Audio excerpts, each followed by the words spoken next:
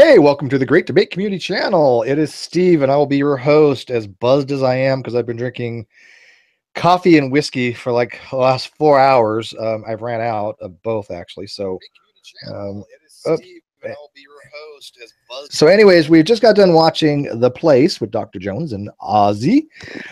Ah, man, I got to tell you, I love The Place, and I love Dr. Jones. I like Bob Greaves. But that was a little painful to listen to on for multiple different reasons. I'll just throw my 2 cents out, then you guys can give me what you thought of it. There's a very long analogy there in the middle that kind of just confused the hell out of me, talking about cameras and BNC connectors and interlace and progressive, and it's just I didn't see where that was going at all.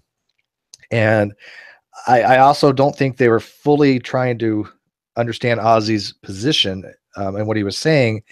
And that led to a little bit of straw manning. I don't think it was intentional because I know that Dr. Jones and Bob Greaves are both very honest interlocutors. They will never go out of their way to misrepresent somebody. But I think they were talking past each other. And I see the analogy he was using for words, meaning that when I try to convey something to somebody, or Ozzy tries to convey something to somebody, we have to use words and we have linguistic limits. And his analogy was you want it to be crystal clear. And of course, that's never going to happen. But I think Ozzy's statements and things that he's said at least make sense to me. They resonate with me. I understand what he's saying. I think most people understand what he's saying. There are some people that disagree with him, but they still understand him, right? And that goes back to the whole, what is an atheist? What is agnostic? That kind of diatribe stuff. But anyways, what did you guys get to thinking of that discussion? I mean, it was a great discussion, I've been wrong, but did you think that it was just a little bit more Ozzy being Ozzy and them just going, yeah, we think you're brilliant, but we don't understand you? Pretty much. Well, it's not they didn't understand him. They just wanted to throw in as many possible meanings of the word as possible and then got confused. But doesn't that kind of lead to ambiguity? Well, I think that does. I feel like the issue is that they liked the way that they were using the word and they wanted to keep using it that way, and they were fine with Ozzy using it the way he wants to use it, but they just feel like they should use it the way they do. So, what's the problem? And the problem is, of course, that it's ambiguous, and that's something you want to avoid in conversation. But and I don't care how people use words, but in that regard, because agnosticism could use many different ways. It's contextual. But I think Ozzy's thing was that. Hang on one sec. There you go.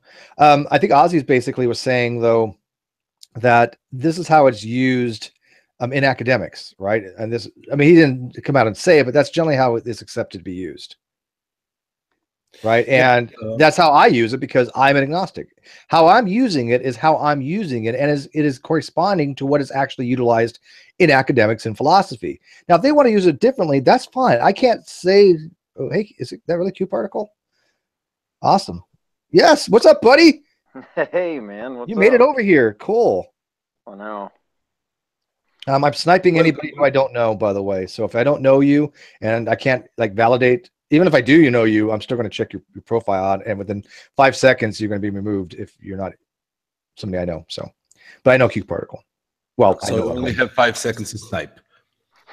Yeah, they can. Well, see, the problem is I can see them in before they can even do anything, before they even fully enter the Hangout. Once they click something, it starts to get them in the Hangout. I can kick them out before they even basically register to do anything. Cool.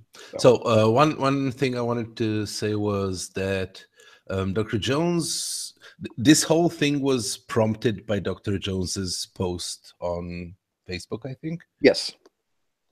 So his clarification of I didn't mean what Ozzy is talking about, I meant this, is actually on point, right? Since that's the post that triggered everything. Yeah, I get that. The way I was interpreting it, and I didn't read the post, but I guess he was saying that according to what Ozzy was saying, which is the same things I say, is that everybody should be agnostic. I've never heard Ozzy say that. I've certainly never made that argument. Yeah, but agnostic in the sense that they don't know. And I agree with that. Everybody is agnostic in that sense. Right, but they're using the word differently, as you pointed out, than I am, right? Sure, Yeah. if you want to use the word agnostic to say you don't know, sure, everybody's agnostic in that regard, if that according to their definition. But as a position, not everybody's agnostic. There are atheists out there. There are theists out there. There are other things other than atheists and theists as well. So those are different positions. Agreed. Yeah, I would actually, if I could jump in, I would actually Yes, agree with please. that. It sounds to me like they're using it more of like an adjective. This is like a true modifier. They're saying, yes, I'm an agnostic theist. I wouldn't claim to have conclusive knowledge about the existence of a God, but I think that's conflating it a little bit with an actual sort of a position in the world of a belief. We're not using it as an adjective. We're using it more so like a noun. Like this is our position, not simply a descriptor of our position. Absolutely, I agree. And you're agnostic, right? But are you a Huxleyan? No. No. I've never Oh, really okay. I've never really used the term as you use as a temporal agnostic. I think it's kind of, to me, the way I've used it, that's kind of in the term agnostic. It's just, I hold it. I'm not sure, but the fact that I'm participating in the conversation would mean that I don't want to use the word swayable, but swayable. Yeah, no, I think temporal is a little bit redundant myself, obviously, but I think it does clarify that you're not a Huxleyan agnostic. Yeah, I would That's the agree. only reason why I use it. I mean, agnostic itself is ambiguous as if you're a Huxley agnostic or temporal. Normally, though, agnosticism would, I think, generally mean more Huxleyan. I would wonder though, if you are a Huxleyan agnostic, why even participate in the conversation? You know what I mean? Like, what are you doing? Well, I think they could participate. I think for an ichtheist, that is a better You thing to could be ask. wrong. Yeah, Well, of course. You could be convinced that it's in principle impossible to know the answer to the question, but still realize that you could be wrong about that assessment. yeah, I would agree Oh, with of course. Somebody says that they're trying to get on a brand account. A brand account should be able to come in, Frozen Sea. Yeah, you should be fine. Popular outside the live chat today. Colorado Biker Prep. Hey, welcome, buddy. Been a while for you too. And Landon, we got Landon Knoll in the live chat. You don't know who Landon Knoll is? You haven't lived. He's a computer scientist, astronomer, mathematician, and kind of a nice guy. So, Speak of the devil. Look who appeared. Mr. Landon. Wow. You honor us, my friend. Oh, thank you. You can speak now. On there. So let me make sure I'm on here. So yes, hopefully you can. You sound great. Your mic is wonderful today. All right. So how are things for? We're just Jim Dandy. We're trying to before we come back to the hangout here. I've got you here because you're a hard man to get a hold of. Red Eye and still wants to do that whole Cassini thing on my main channel. Whenever you find the data for it or whenever you want to, and I think that'd be really awesome. So I haven't forgot about that. Just FYI. I'm sorry. I there was also a crosstalk there that I eliminated. So again, can you repeat what you just? Yeah, I said I haven't forgotten about Red Eye and you wanted to have a Cassini data hangout on my main channel. Yeah.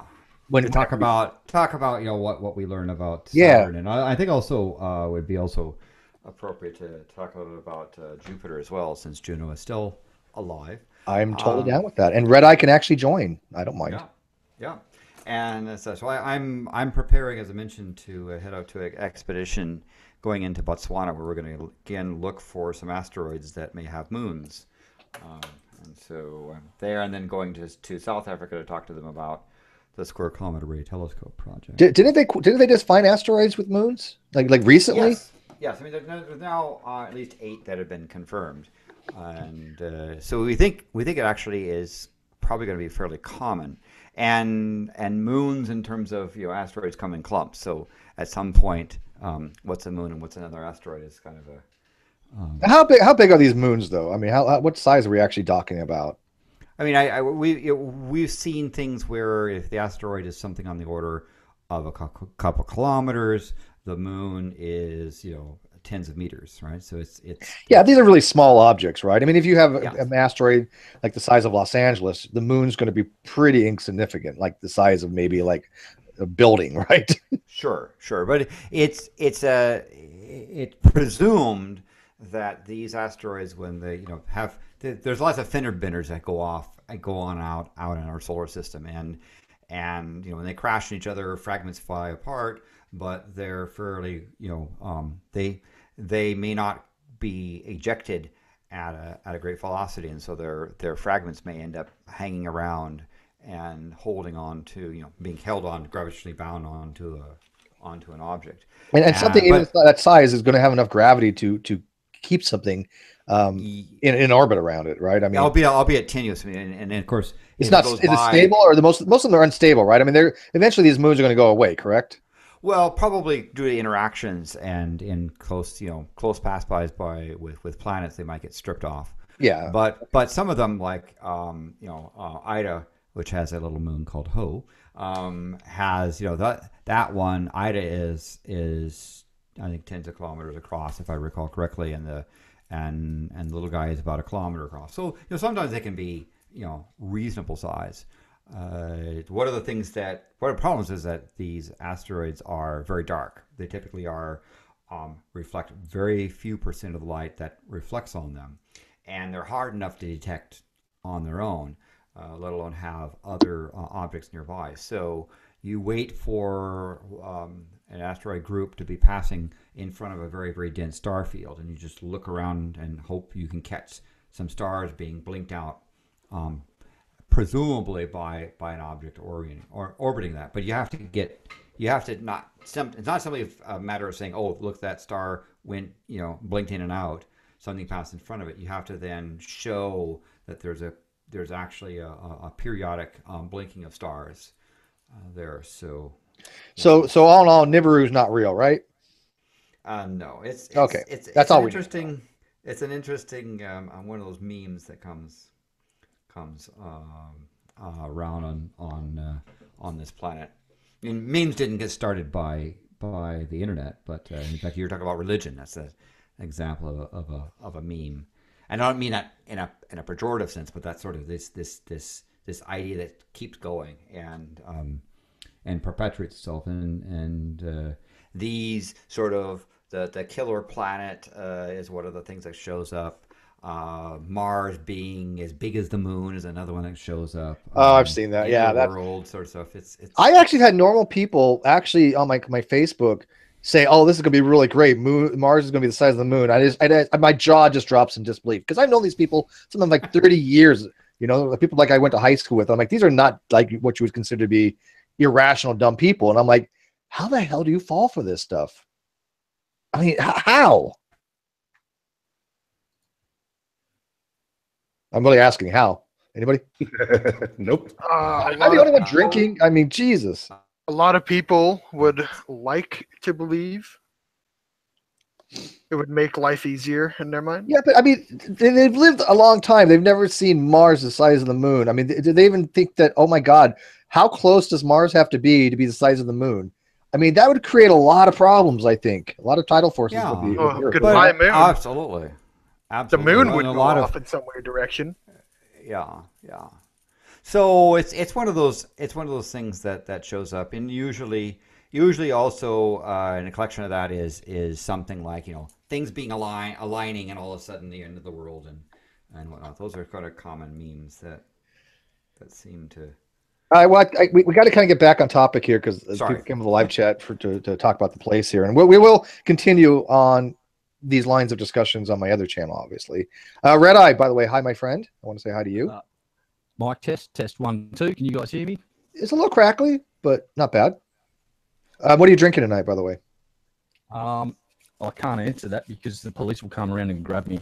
Oh, you're in a police state. I'm sorry. Stuart, I know Stuart is having some kind of libations. I just don't know what. Always. Yeah. Yeah. Well, certain people should never be sober. You're one of them. Yeah. For libations, I have a late harvest Riesling. I'll bring out. So nice. I've got no whiskey left. I've finished it off, but I do have a little bit of rum that I might have to tap into here. But I don't know what I'd mix it with. Ooh, I got a little echo. Coke. I don't have any soda. I don't drink soda. I drink lots of soda. It's amazing. Soda's so horrible for you. I know. All right, so let's kind of get back on track. Landon or Stuart or Red Eye, did you guys definitely watch The Place with Dr. Jones? I haven't seen it yet. Okay, I just it's got really done good. working out. It's what? I just got done working out. What was it about? Was it Ozzy Yes. doing the agnostic position and what it's about? I saw something about it that it was going to happen. I haven't seen it yet though. Yeah, well, basically what it boils down to, I think it was Barney that kind of hit the nail on the head, or CRISPR, one of those guys. They basically are saying, look, we're using the word agnosticism one way, and I'm using it, and like Ozzy would use it completely differently, right? Yeah. And so I acknowledge that. I understand there's different uses of the word. It really should go down to what is more beneficial. But the reality is, it's a word that describes my position. And Bob Greaves doesn't seem to understand that. He's like, well, what's the usefulness of this word? Well, the usefulness is it accurately describes my position. That makes it useful to me. By the way, I think appropriate for this discussion, the name of this laced Irish Riesling is called Snake Oil. Nice. So it was his position. Go ahead. And with regards to one of the things that I think that I thought that the problem was is that people don't understand the purpose of a dictionary and don't understand definitions, right? If you say, if we have a disagreement on what a word means, we have a communication problem. It's not necessarily that either of us is wrong. It's that we're using the same term for two different meanings, and we have to be careful about it. Have to figure out how to work around that difference. Oh, I totally agree. But the difference is, I generally go to academic sources. If I want to discuss science, I'm going to use scientific terminology as much as I possibly can. I won't say that a theory is a guess, because in science, obviously, theory is not a guess.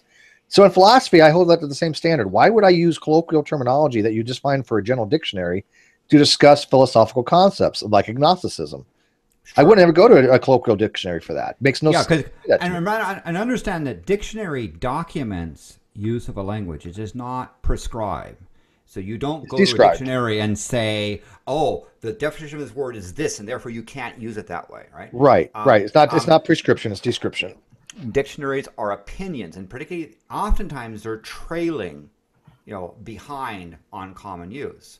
It unfortunately for some people, agnosticism the meaning has changed. Yes. You may not like the meaning, but the meaning has colloquially changed. And I guess the worst or best you could say is it's become a soft atheist. Right? Yeah, no, logic. Okay, I've already determined logically. And by the way, I'll talk about this in a second because something in the live chat I was corresponding with during the other hangout on this. If you look at dysastic logic and the predication of a proposition of God's existence, then logically, soft atheism corresponds to agnosticism. You can't get around that. I mean, if you look at the predication, it's literally the same. What differs is the epistemic justifications for those positions. Right? I am not epistemically a soft atheist. I am epistemically an agnostic, even though they are logically the same position. It's no different than saying, okay, I have two types of theist. One's this type of theist, one's another type of theist, but they both have predications BP, right? They're both believing the proposition if P is some God exists. So epistemically, they are different. And that's what people seem to not realize, is that even though they are logically equivalent, there is different reasons why we have different positions. Agnosticism is a different position. And somebody had noted, they get these confused. This is confused all the time. There are two ontological states, especially existential states, of a propositions for saying God's existence. Either God does exist or he does not exist. I think everybody understands that. Your beliefs on that, however, are not dichotomous. That's the difference. Beliefs are not dichotomous. So I can have multiple different beliefs on that proposition. I can believe that it's true. I can believe it's false. I believe it's unanswerable. I believe it doesn't make sense, right? If I'm an atheist, I can say, oh, that just what is God? If I'm a theological cognitivist, I'd say that proposition doesn't even have the ability to be evaluated. So it comes down to the word agnostic is a word which has a wide variety of, or a variety of meanings, and to say you're agnostic is not communicating much. You have to be more precise if you want to, do so. Well, one more time. Well, that is the word to say you're an agnostic is not. You don't communicate much to the average person because of the changing definition of that word and the variable definition of that word. So you have to use a little Yes. bit. If you want to be more precise and concise, you have to use a different word than agnostic, and also sometimes atheist as well. Well, I mean, I am precise. When I say agnostic, I know exactly what I mean by that, and I can explain it to people, right? And somebody in the live chat just said, "Oh, well, you should use the Oxford Handbook of Religion." Actually, no, it's actually the Oxford Handbook of Philosophy that's referring to, not religion. I even got that wrong, but it's the Oxford Handbook of Philosophy. The problem with that is all just opinion pieces. Those are a collection of essays written by people. If you actually look at the Oxford dictionaries, and the Oxford encyclopedias, including things like Stanford's Encyclopedia of Philosophy, the Internet Encyclopedia of Philosophy. All these things define things the way I use them. These are not opinion pieces. I mean, you are correct to say that people have an opinion, but these are the general academic standards. Yes, and then they're useful for someone who says, "I wonder what this means. Let me go and look at a couple opinions," right? For what the words. But if you're trying to communicate to somebody your position on God, to say, "Well, I'm not an atheist, I'm an agnostic," you probably don't know what the person is saying unless they turn around and then define those terms more precisely. Yeah, I agree. But again, here's the thing: when people say, "Well, you're either an atheist or a theist," I look at them like they're crazy. I mean, yeah, I understand that they think that's true, and in their worldview, that is true. But in philosophy, that's not true. That's not the true dichotomy, right? I know that's redundant, but the dichotomy is theist or not theist, right? It's not a disjunction where you have theism and atheism. Now, that's perfectly acceptable to do that for someone if they want to. I don't utilize that type of framework. And you can't force me to do so, just like I can't force them to use the more academic one, right? If they want to use vagary, that's fine, but I choose not to. Well, there's two buckets, and in the non-theist bucket, it can get extremely complicated. Right? Yeah, there's a lot of different positions in non-theism, that's for sure. Yeah. So what's really complicated is theological non-cog. That's just hard to grasp because they don't even think they're theist or not theist. Yeah. Try to wrap your head around that.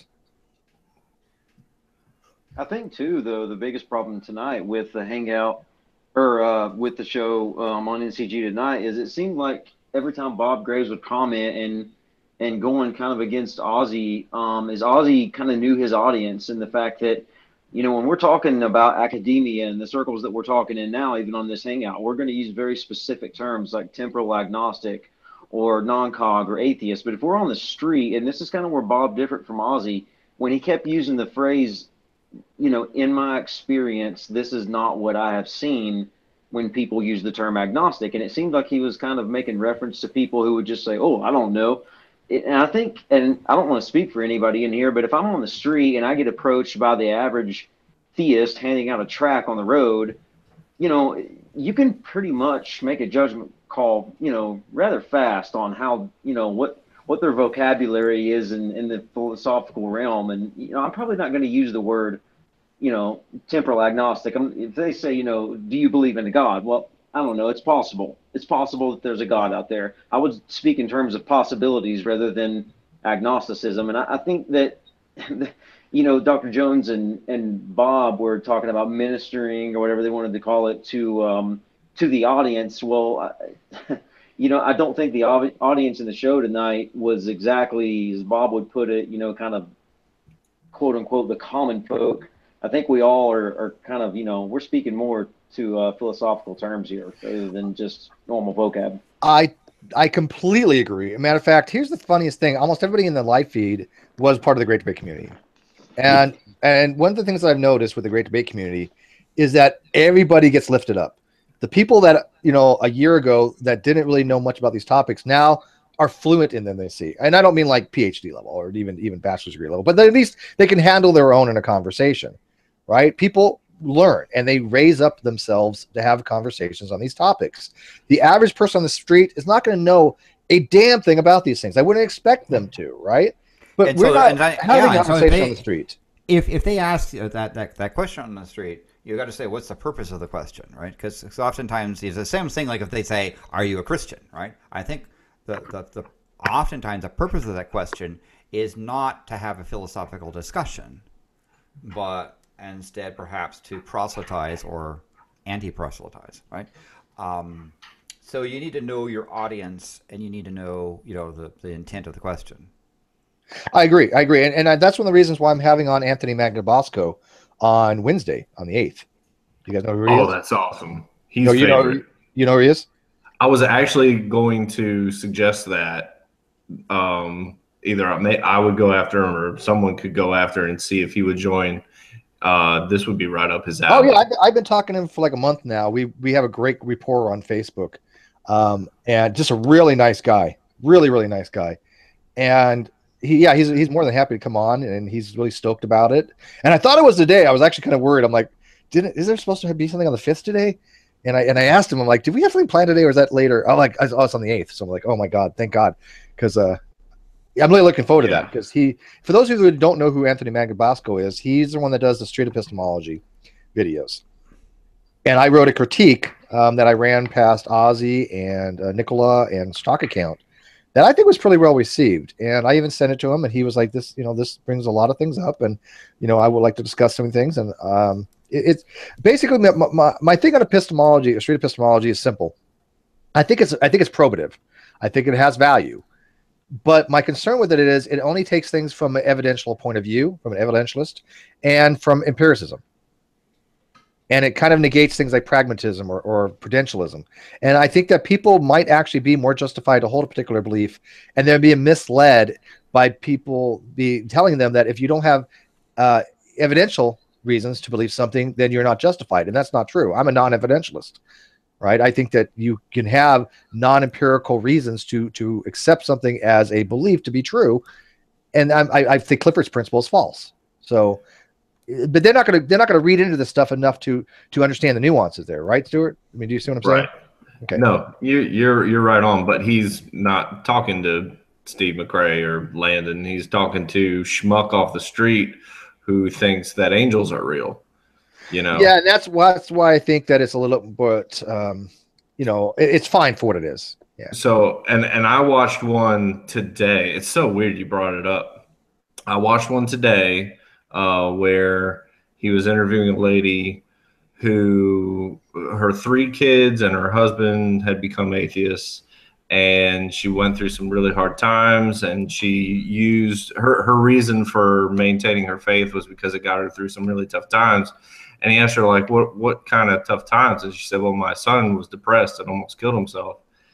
And what she said was extremely dangerous. And that's like, it's dangerous ground sometimes to do what he does. And he's so nice, and he's so judicious with how he does it. Like if you want to look how to execute the Socratic method properly, you go to him, because he can take something that's really personal and really touchy and get something and probe something out of it. If you want to look for a bad way to do the Socratic method, you go to Darth Dawkins. Yeah, no, I agree with you, but I wouldn't say that he does a perfect Socratic method. He's not really even doing a Socratic method, in my opinion. He's basically just he's just seeing if people really have justificatory reasons to have the belief that they hold. And I'm fine with that. People should be challenged on that. Yeah. But he's good. Oh, he's very good. No, I binge watched a lot of his street epistemology videos. I've totally binge watched them. But he said poke holes in it. So I wrote a critique that I didn't want to be negative, but I wanted to say, okay, well, how do you approach these different things? And that's what he wants to talk about. And for example, if like somebody did a street epistemology about my beliefs, what would you say? Because you know a little bit about street epistemology, and I say, okay, here's a belief that I have. I believe the universe is real. Yeah. Right. Okay. Do you really want to go down that road? That's fine. You could do that as a street epistemologist, but then You say, well, why do you hold that belief? Well, because I'm a pragmatist. I have a justificatory reason to believe that the universe exists from a foundational point of view, because I can't function without it. I mean, what good is it going to be to question my reality? So when someone starts talking about spiritual stuff and auras and that sort of thing, do you then? Oh, I think it's all bullshit. Yeah, then you say, okay, I don't truck with any of that stuff because I'm dealing with what you can claim to be real. I'm just trying to understand how you're using the term. No. Two different things, Landon. Okay. First of all, the God claim is completely separate from all these other supernatural claims. They're of course. Okay. Okay, so I think people have reasons why they think certain things exist. I used to do what's called chiromancy. Do you know what that is? Chiromancy? No. Palm reading. Oh yeah. Okay. Okay. Yeah. I did it completely bullshittery, right? I mean, I read books on the palm reading. I never believed it, right? But I used it to show people how easily they could be misled. Cold reading, hot reading, that kind of stuff. And I always told them, right? It was never to deceive. But I got pretty good at it. And I also got to the point where I've had numerous people tell me, oh, Steve, I know that you think that's not true. And, you did a really good job, but you did so good that I think you have a gift and you're just not aware of it. I'm like, I'm trying to show you this is bullshit. I'm telling you how this is. I've had enough interactions with Penn Jillette to know that I can't trust my senses to accurately convey to me what's going on. Right. And that's kind of the thing about, I guess, honest magicians, right? Yes, and I was always honest about it. And in fact, you know who Ron Tebow is? Is that right? Name ring a bell? Mm-hmm.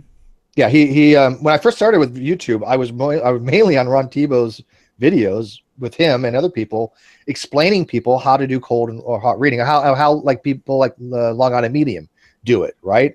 And so I am familiar with all these things. I am familiar with how these con artists do these snake oil stuff. I don't believe in any of that stuff. I'm straight up, I don't believe. I believe that they're frauds. I even go so far to say that I know they're frauds. But I have justificatory reasons for that because I know how the tricks are done. And your ability to fool yourself is extraordinary, even if you claim to be one of the most rational persons on the planet, right? Your ability to fool yourself is pretty amazing.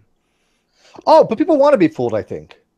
And sometimes it's entertaining, right? Yeah. To sit there and say, well, physically I know this is impossible, but isn't it amazing that the goldfish just appeared in this bowl out of seemingly thin air? That's like, wow. If you think about magic as a performance art, then yes. The problem is that there are lots of people that are in spiritualists who either use that stuff to knowingly defraud or have defrauded themselves. Absolutely. But people get confused when they say, hey, Steve, well, how can you be agnostic and yet reject all these other things, right? I don't know if ghosts exist or not. I've seen some weird stuff. It's possible. But I don't believe anybody can talk to the dead. Does that make sense? Yes. No, I don't know. I don't know what if ghosts were real, are they dead? Yeah, I have no idea. I don't know what the hell these things are. I don't think that's the problem. Let's say there's a manifestation of some kind. Okay, that's all I know is I'm visually seeing something, and let's for argumental sake to say that is not a phenomenon strictly in my head. Now, how do you have any way to determine whether it's somebody who's never lived, somebody who died, a being from another dimension? It could be, who the hell knows? You could never know, right? I mean, people just attribute it to people being dead. I just don't. I can't make that leap because I have no reason to accept any position of what some manifestation would be if I was to see one. But I don't believe anybody has the ability to communicate with people that have passed on. I just straight up don't believe that. I believe that is complete bullshit. Yeah, I'd have to agree with that. Have you ever? I'm sick of the ghost stories. I want to see a caveman ghost or some ghost that's not wearing 17th century European dress. Just fucking one ghost story about a caveman chasing a ghost deer down the main street of a major city with hundreds of people fucking seeing it. Thank you very much. Still waiting for that. Just one Neanderthal ghost. Come on. Just fucking one. Come on. Yeah, no, I think you're right on that. I don't think, obviously I don't believe ghosts. I don't believe dead people. From the 16th century to provide us with some information about, history, right? That would be really nice. But that'd be great. Now, here's the problem with if you're a B theorist of time, that actually would be possible. right? I mean, 'cause the past still exists, right? I mean, you can go in the past, you can go in the future. Actually, I guess it would be what is it called? Eternalist. I think an eternalist means that the past always continues to exist coextensively with us, which I have a hard time wrapping my head around. But I mean, the problem from a physics standpoint is that we have not detected things that have violated causality and have switched around in time or move forward or move backwards. We haven't really. I don't know about that, Landon. I mean, look at Feynman's diagrams. Feynman diagrams, has now. Feynman and will also say, Feynman and will also say with those racing diagrams that's a model, and model is I not understand reality. that. I get that. I am a scientific instrumentalist, right? So I don't even go with the scientific realism aspect. I believe these are strictly models. I don't think they have to necessarily correspond to exactly what reality is. I don't think they're going to make that determination. I think scientific realism, people, I think they overextend what a model can actually do when they accept scientific realism. But that's up to them. I mean, but we've not experimentally seen time travel. Only forward. I mean, I'm talking about time travel as like you jump forward and come back and I don't think you can go backwards. I think we can go forward. I think right now, if we wanted to, I think that we have the technology to say, okay, we need to send somebody 1,000 years in the future. I think we can get enough minds together to say, okay, we can do this, and we'll show how it's done. Yeah. We have the physics to do it. We know that. I don't know the physics that would allow that to happen. I'm just saying easily. It's impossible. Well, I don't know the. You just have to go there and see the light. All it'd take is a spaceship that could keep you alive for a couple of years, that could go really, really fucking fast. Yeah. And send it out into space for a finite amount of time at a really high velocity, and then send it back. And but I'm not talking about time dilation, and I'm not talking. That's about what time travel would be. I'm talking about the a two-way trip. Yeah, it's the Calvin and Hobbes, jump forward. Yeah, you're talking about, okay, poof, I want to go 1,000 years in the future right now. Yeah. That I don't believe is possible. Yeah, I don't know how. Now I remember that old show, The Time Tunnel. That was a fucking good one. Oh, dude, that was like awesome. That got canceled way too early. That was oh god, who wrote that? Hey, Hollywood, there's a fucking remake for you, arseholes. Hint, hint. Well, yeah, no shit. Do something like time travel. Was that Rod Sterling? No, who was that? Oh my god, help me out here, guys. I can't remember. All I know is that those two guys, when I was growing up, when I saw the first Colour episode, I think the entire fucking suburb heard me squeal with delight. Oh, it was an amazing series. Yeah, it was really. Oh my god, I can't. Oh, Irwin Allen. It was Irwin Allen. Okay.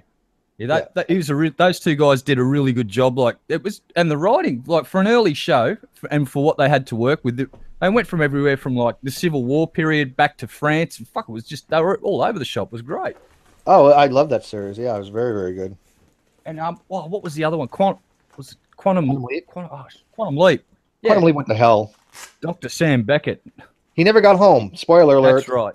Yeah. and Izzy was a female. Oh no! You know that Iggy was a female? Jesus, no.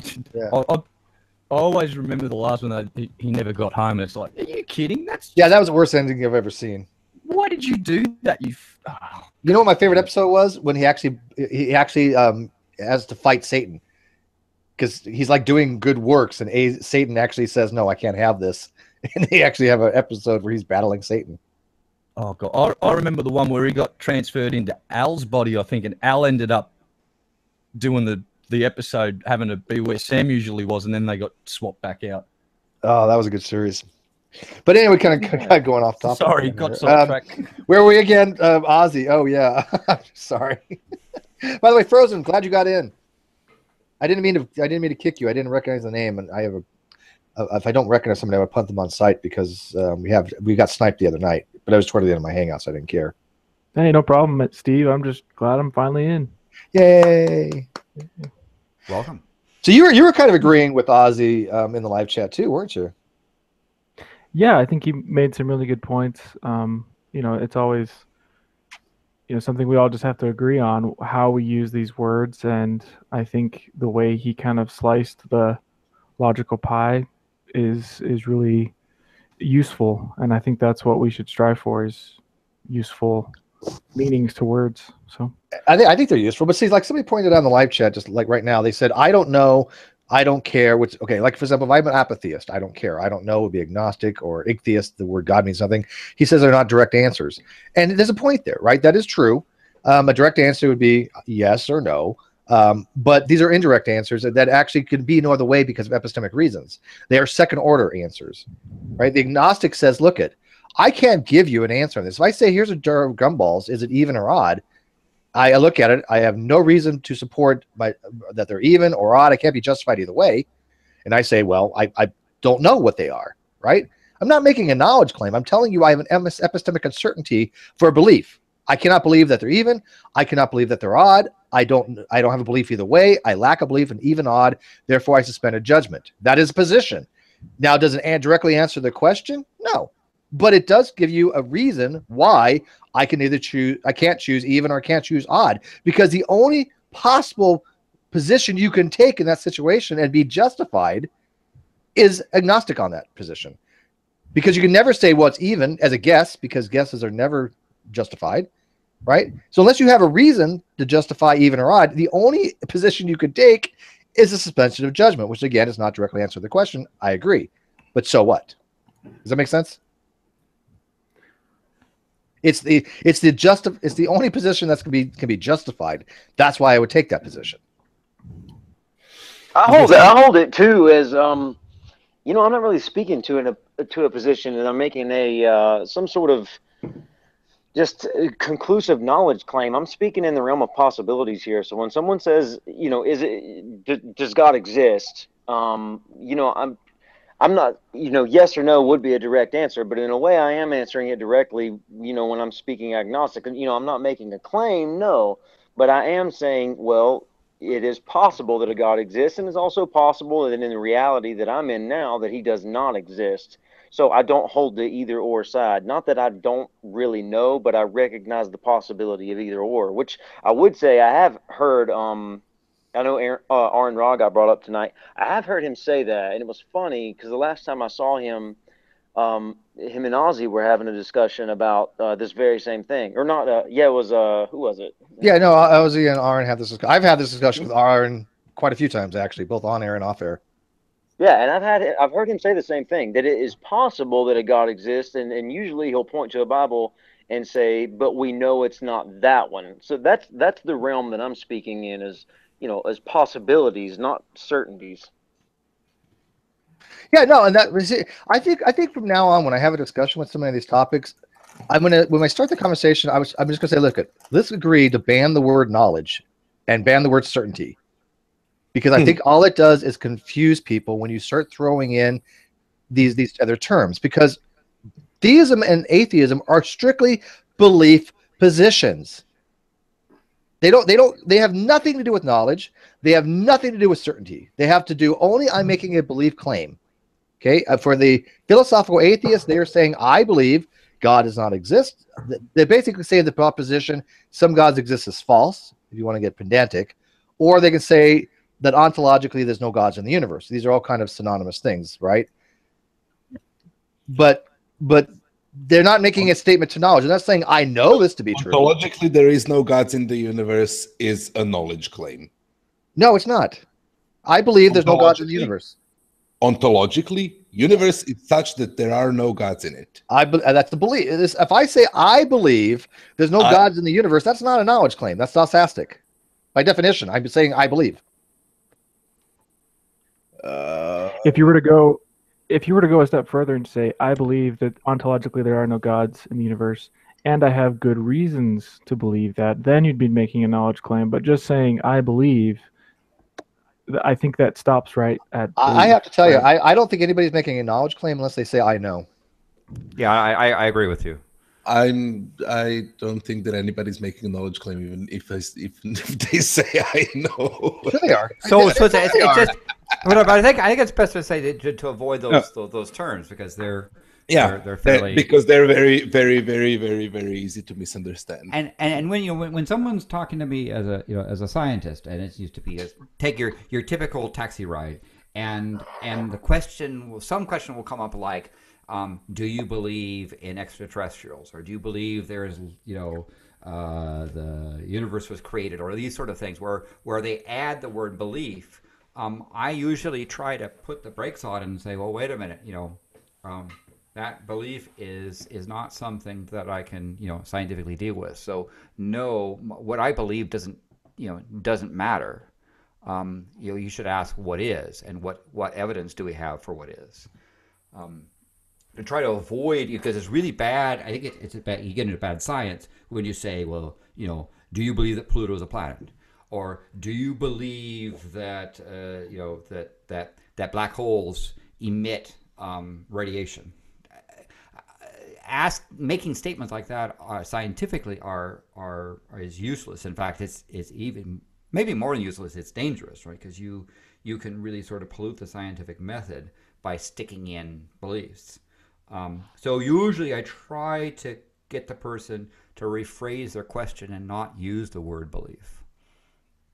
Oh, we've got someone that's thrown down with you landed in chat. We've got someone says, Robert W. just said, Pluto is not a planet. All right. I got my last of my rum. Oh my God. It's like 2 shots. That's all I got left. Oh, well.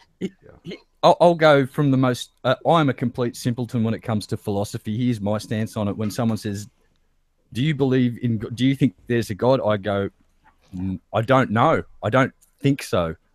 I think it's like the whole Dillahunty sort of thing. I haven't seen any evidence, and I'm just using him as a reference because when I was deconverting, I watched a lot of atheist experience, and his courtroom analogy, to me personally, made sense at the time when I was a very confused individual coming down from religion. And, yeah, I get that, but Rez, I think the problem is that I know you well enough to think that that's not actually your position, though. Well, your position is that the universe is devoid of gods. You believe that? No, I'm a fence sitter. I'm a complete fence sitter now. Really? I have to say, being completely honest with myself, I don't know if there's a God or not.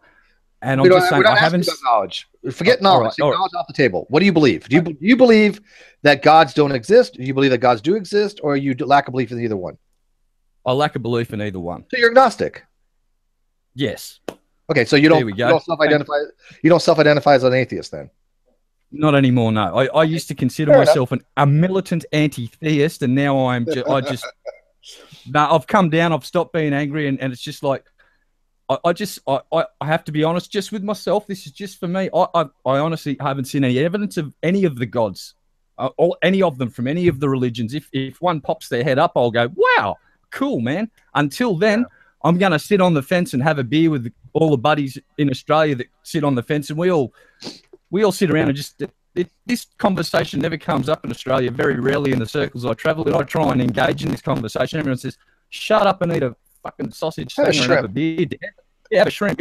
Yeah, no, I agree with you. In fact, Darvis Goodis has asked me this in the live chat earlier. He said, "Well, what is it preventing you from being an atheist?" kind of thing. Not so many words, but look, the reality is, I cannot justify, right, saying I believe gods are not, or I believe God does not exist, or a God does not exist, or any God does not exist.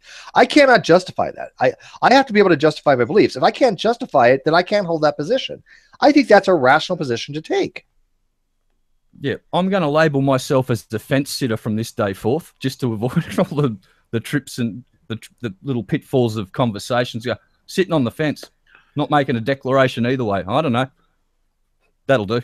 Yeah, Barney, what do you want to correct? All I ask is don't ask me what I believe as a scientist, because that's a whole different ballgame. Right. No, I agree with you. Right? But then when sometimes when people are talking about religion, they're trying to say, well, as you as a scientist, are you going to affirm my belief? Yeah, no, I think the problem is in scientific vernacular, these words mean different things, right? Proof, for example, proof has no meaning in the word science. Yeah, but as I say, it's the conversation on the train, in the taxi cab, that kind of thing, and they want to know what you believe, right? And like someone asked, rarely do they say, have you seen the flat Earth, right? They want to know, do you believe the Earth is round? And usually that kind of a question is not, I'm genuinely interested in what your belief is on the topology of the Earth. It's more of a, are you a true believer or not? Are you one of the chosen? Are you one of the people that have been duped. Right? That's usually how those questions are being asked. Steve. Yeah. Can I play a little devil's advocate with you? Yeah, I love that. But real quick, Barney, what Naka's saying in the live chat, I don't disagree with him. If you do have a belief on position, you're tacitly saying that proposition is true. I have no problem with that. That's completely true. Sure. And if you believe that it's false, you're saying that you believe that it's false. And right. And those are both. I'm withholding judgment, or I do not understand the question, or I do not know what you're asking me. Then you do not have a position on it. That's exactly it. Thank you. And by the way, whether you evaluate it as true, you evaluate it as false, you have the same epistemic burden either way. You have to justify why you evaluated that proposition with a truth value, and that truth value could be true or false. So the third choice is pleading the fifth. Well, yeah, I mean, third choice would be anything other than those two, which is suspension of judgment. But a suspension of judgment can be for numerous different epistemic reasons. I can say, I don't care enough to evaluate the proposition. Right? That's still suspending the judgment. That leads perfectly into my question. Go ahead. Pretty much everybody except epitheist has to justify their position. Except for who? Epitheist. You mean apatheist? Yeah, apatheists don't have to. Apathy is the bullshit position. Let me tell you straight up. Apatheism is a crock of crap. Straight up. The person who claims he's an apatheist and then comes into a debate community and starts debating from an apatheist, that's full of crap. Yeah, well, okay, fair enough. You can be straight up apatheist and just don't. I think the position is just ridiculous. I know Aaron loves that position, but I think if you really actually dived into what that position is actually saying, it would be like, oh crap, because it makes them look a little foolish for having an epistivist point of view. But anyways, okay, come on, Stuart, ask your question. Okay, so if you're not accepting the no God position, but you also reject Clifford's principle, what is the criteria not being met for you to say I can't accept that there is no God? Real quick, by the way, you were talking about apatheism or epistivism. I didn't know what Barney was talking about, so I may have mixed either one. But okay, but fair enough. Okay, well, then you're talking about two different things, right? For evidentialism, if you accept Clifford's principle, right, you're saying that you can hold into belief without having sufficient warrant to do it. That's based on evidentialism. It's not necessarily based on evidential. It just means sufficient warrant, sufficient. Pull it up. But technically, the word warrant actually means the bridge between your justificatory reason and the claim. Yeah, that's actually what it means. So if I have justification, I have to give reason how that justification weighs in and we to the claim. Well, how they tie them together. That's your warrant, by the way. Yep. But Clifford's principle says that evidentialism is something that basically you have to have reasons for your belief based upon evidence, right? You never should have any belief that you can hold with insufficient evidence. So that is evidentialism. That's Clifford's principle. Right. So what's the criteria not being met for you to reject the not God position? Because the reason why I don't have the not God position is solely internal reasons unto myself, completely subjective to myself. It's not because of any theist argument. It has nothing external. There's nothing that's anybody done. They're just reasons that I have internally that would be hard to communicate sometimes. I've done it before, but I don't want to get too deep in that rabbit hole. But to answer your question, they're completely subjective to myself. That's it. And I have an epistemic limit to even convey to you what those reasons would be. Interesting. For example, like think about the movie Contact, right? When she went to go that other planet and she saw her father and all this happened, when she got back, nobody believed her, even though she had a little bit of missing time. But there have been no reason for anybody to believe anything that she's experienced. Although she's known that she's experienced, she has her own experiential accounts for things. But when they ask her, how do you justify believing in aliens? Well, I've seen them. Well, she can't show that to anybody, right? Now, I'm not saying that I've seen God or anything. That's ridiculous. But I have had things that to me give credence to the possibility more than just the average person saying, "Oh, everything is like materialism," right?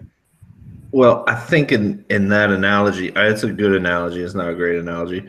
I mean, in that analogy, she would be theist towards the aliens. She wouldn't be agnostic towards the aliens. But the principle's the same though, right? She has reasons for why she has a particular position, right? Yeah. That's where I mean, you're right. The analogy would fail because she would actually be a theist at that point. I haven't experienced anything to where I would say convinces me to be a theist, although I was a theist at one time. Okay. You know, but I've moved away from theism to agnosticism because I felt that I felt that even my experiences are not enough to justify the theist position. Well, maybe later when you have more rum, you can elucidate your. Yeah, maybe. Well, I've only got like a shot and a half left now, but I think the main thing is that the theist arguments, I think most of them are crap.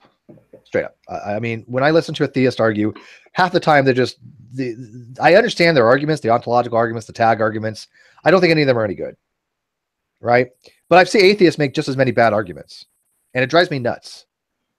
It really does, because the atheists are supposed to be using, you know, higher thought processes, and they're supposed to be the rational ones, and they're supposed to be using logic. But I listen to Aaron Ra, you know, just say the most ridiculous things sometimes in philosophy, because he just hates philosophy. He's told me that. He hates philosophy. He's genius when it comes to biology, for phylogeny and all that, but philosophically, not so much, right? Yep. And so when he also falls victim to definitions too. Oh yeah. Oh, that's a good thing you point that out. Yeah. Somebody in the live chat just a little while ago said it was California California biker prepper had said the A in atheist means without, and this is something that Aaron Ra keeps promoting. But if you actually read into this and look at what this actually came from, the Stanford Encyclopedia of Philosophy specifically says, in no uncertain terms, the A in atheism is not to be thought of as without. It is to be taken as not, meaning the negation of theism, meaning the negation of the claim. God exists, not God exists. That thing. That's what the negation of the claim would mean. So if some God exists is true, the negation of that claim is some God doesn't exist. Or better yet, I like the one, at least one God exists. Because to be a theist, at least one God has to exist, right? Yeah. So what happens if no gods exist? At least one God does not exist is obviously no gods.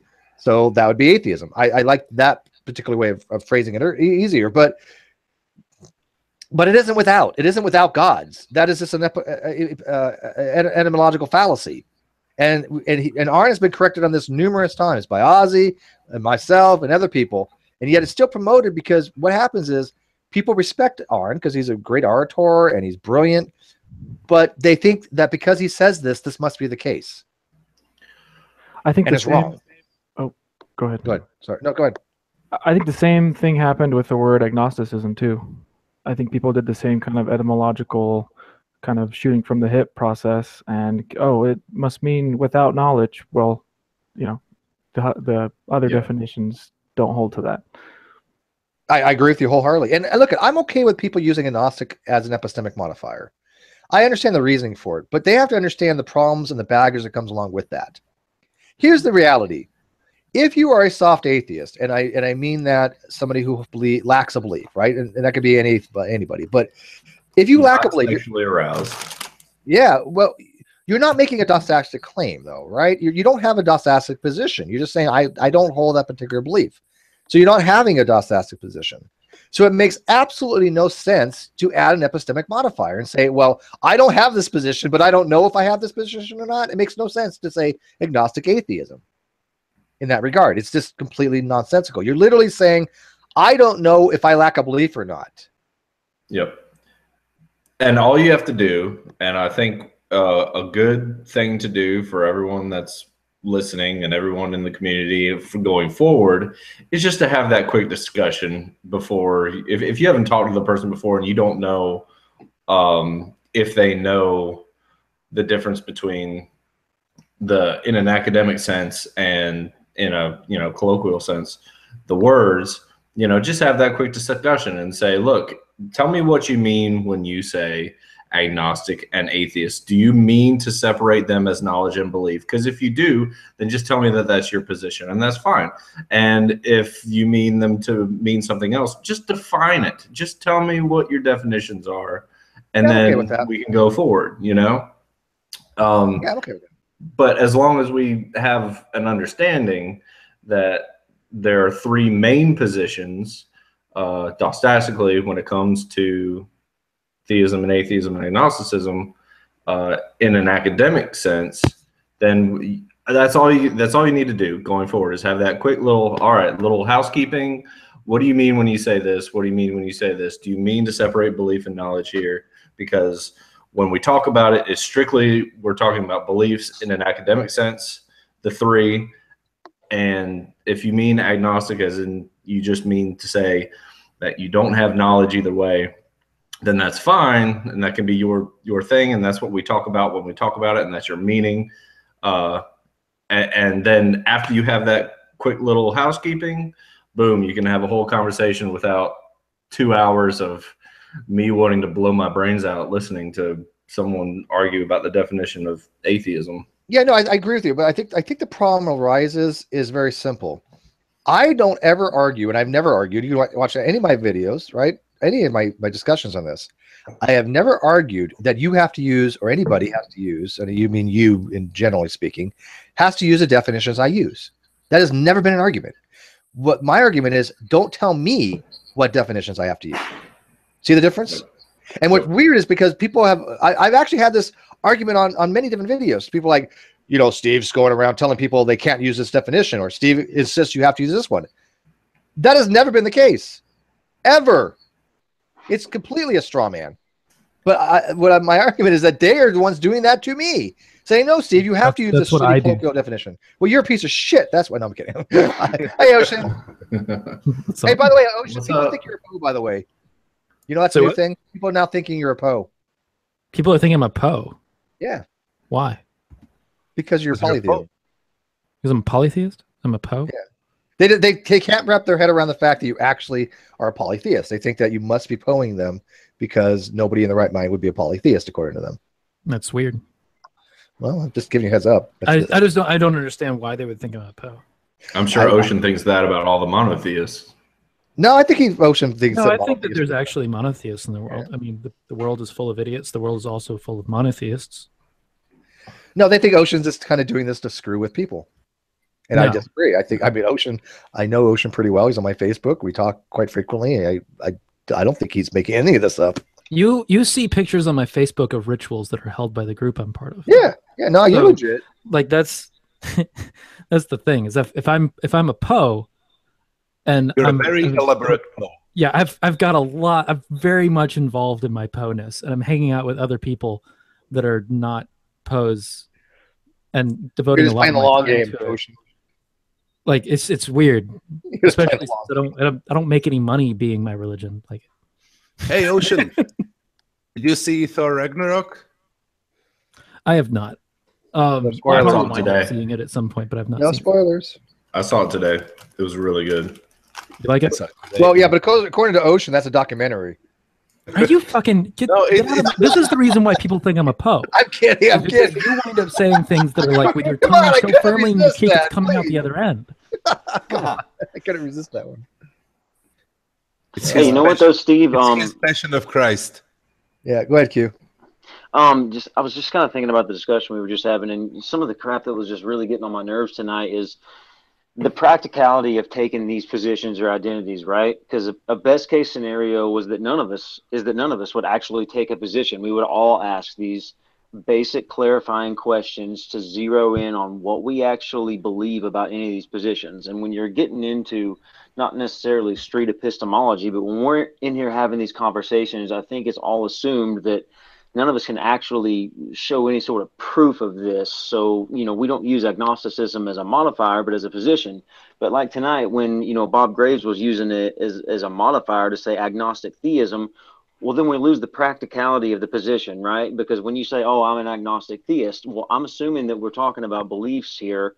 And now I have more damn questions than I have answers, concerning your position. So in that, I don't think it's practical anymore. I don't either. No, I agree with you, but let me ask you, I'm totally agree with you here, but what would be the difference between somebody saying I'm theist and an agnostic theist? What is the practical difference between those two statements? Because I've seen actually thinking about it, I don't know whether or not I'm a Gnostic theist or an agnostic theist. under that square. I don't think the square I think is absurd. I think the square. I think the square is absurd too, but I honestly don't know which one I would be. Well, in my opinion, what it would stem from is, if you noticed tonight, he kept alluding to his audience that he was talking to, and his former congregation. And I think people use the term of, if you want to use it as a modifier or some sort of adjective, however you want to use it, but it's for some sort of, for lack of a better word, intimidation factor of, I've heard people say that the phrase, I know God exists, but I can't prove it, to almost pound on their chest. Like, what the hell are you even saying at this point? It makes no sense. Well, no, it makes sense. I disagree with it, but it makes sense. But here's the thing. I think Gnostic, if you want to use the word Gnostic, by the way, Gnostic is somebody who actually adheres to Gnosticism, which is a 2nd century form of mysticism. But if you want to use it as a modifier rather than a noun, you want to use an adjective, I'm okay with that at this point. It's just people have gotten to accept these epistemic modifiers. Okay, fair enough. But agnostic, if you say you're a Gnostic theist, at least I know you're saying you're making that as a knowledge claim now. You're no longer making it a belief claim. You're saying I know God exists, and I think that's a hell of can we threshold. take me as an example, Steve? Because I hold the position that I believe due to experience, and I can extrapolate knowledge from my own experiences. Therefore, I would because I make conclusions based on those experiences, I would then be a Gnostic theist. Well, but I wouldn't be able to prove it to you. You can make a knowledge framework, an epistemic framework off beliefs. What do you think foundationalism is, right? If I have properly basic beliefs that I'm starting off as axiomatic assumptions, I am now building my knowledge framework from those beliefs, right? Right. I think anybody does that. So right, but that doesn't make my properly basic beliefs knowledge. No, I don't. I mean, it depends on how you're using knowledge. If you're defining knowledge as conclusions based on those axioms. No, conclusions that you believe correspond to truth to be factual. I usually do the mapping to reality. What is knowledge then? Because if it's not extrapolations based on axioms, then what's your theory? We can't know anything other than that's when we get into solipsism. No. Exactly. Well, hang on. I kind of, in a way, yes. But what is your theory of knowledge? That's how we know knowledge. By which theory you want to correspond? Do you want to go to deflationary theory? That's another part of muddying the conversation. Then no, it's not, because that determines what you think is knowledge. I'm a pragmatist, so I can say this is knowledge based upon the pragmatic theory of knowledge. But you might disagree with that. You say, well, that doesn't correspond with reality because I'm a correspondence theorist. Leave the discussion to you and say, well, what's your theory of knowledge, and then we can discuss whether or not I'm a Gnostic theist according to your position of what knowledge is. Well, yeah, but it kind of your position of knowledge is, can I prove it to you? Then no, I'm an agnostic theist. No, I don't think you have your position of knowledge is, can I make extrapolations based on axioms that I hold? Then yeah, I would wind up being a Gnostic theist at that point. Well, you can either way, it doesn't question. Matter because we're talking about a claim base. Agnostic and Gnostic just kind of become. Would you ever make the claim though? I know gods exist. Would you be willing to say that, regardless of my position? Any kind of theory that you want to go by? It depends on what what do you mean by any theory I want to go by? It depends on the theory. Well, pick one. It's up to you to choose which theory. Well, that's what I just said earlier. You said I don't know whether or not I would be a Gnostic theist or an agnostic theist, because it depends on if I'm taking axiom of if I trust experiences, therefore I know them, or something like that, then yeah, I wind up being a Gnostic theist. Okay, and I get that, and I agree with you. But I would say I know. So I think the problem is I don't knowledge. I agree with you, but the problem is I run into is I don't think anybody could meet. I think it'd be very hard, at least, to meet the burden of justification for a knowledge position on the existential claims of God's existence. What burden of justification? To why you hold, not to me, but we just talked about axioms, right? If I believe my experiences unless I have a good reason not to. Well, I think okay, and this is my understanding, and maybe I'm totally wrong, but I don't think anybody's questioning the fact of, do you have knowledge based in your experience, but is that knowledge true, as in if it comports with reality? Yeah, and that's you have. How do you check that? You can't. Are you kidding me? You can't. it's you're getting into a situation where you wind up either begging the question or begging. Well, that's why I don't like correspondence theory of truth, for that very reason. Yeah, I don't think you can check that. But when people throw around the term knowledge, standard if you can't check it. I mean, I agree. I agree with your saying, Ocean. I just think you have a higher burden, obviously, if you say knowledge over belief. Now, there's people out there that'll say, I believe. I mean, I know that your gods don't exist. They have their own burden of justification for why they think they have that knowledge, right? Right. I think that either camp could claim knowledge because of their, like, I think that there's philosophical arguments for atheism that someone who says I know can use.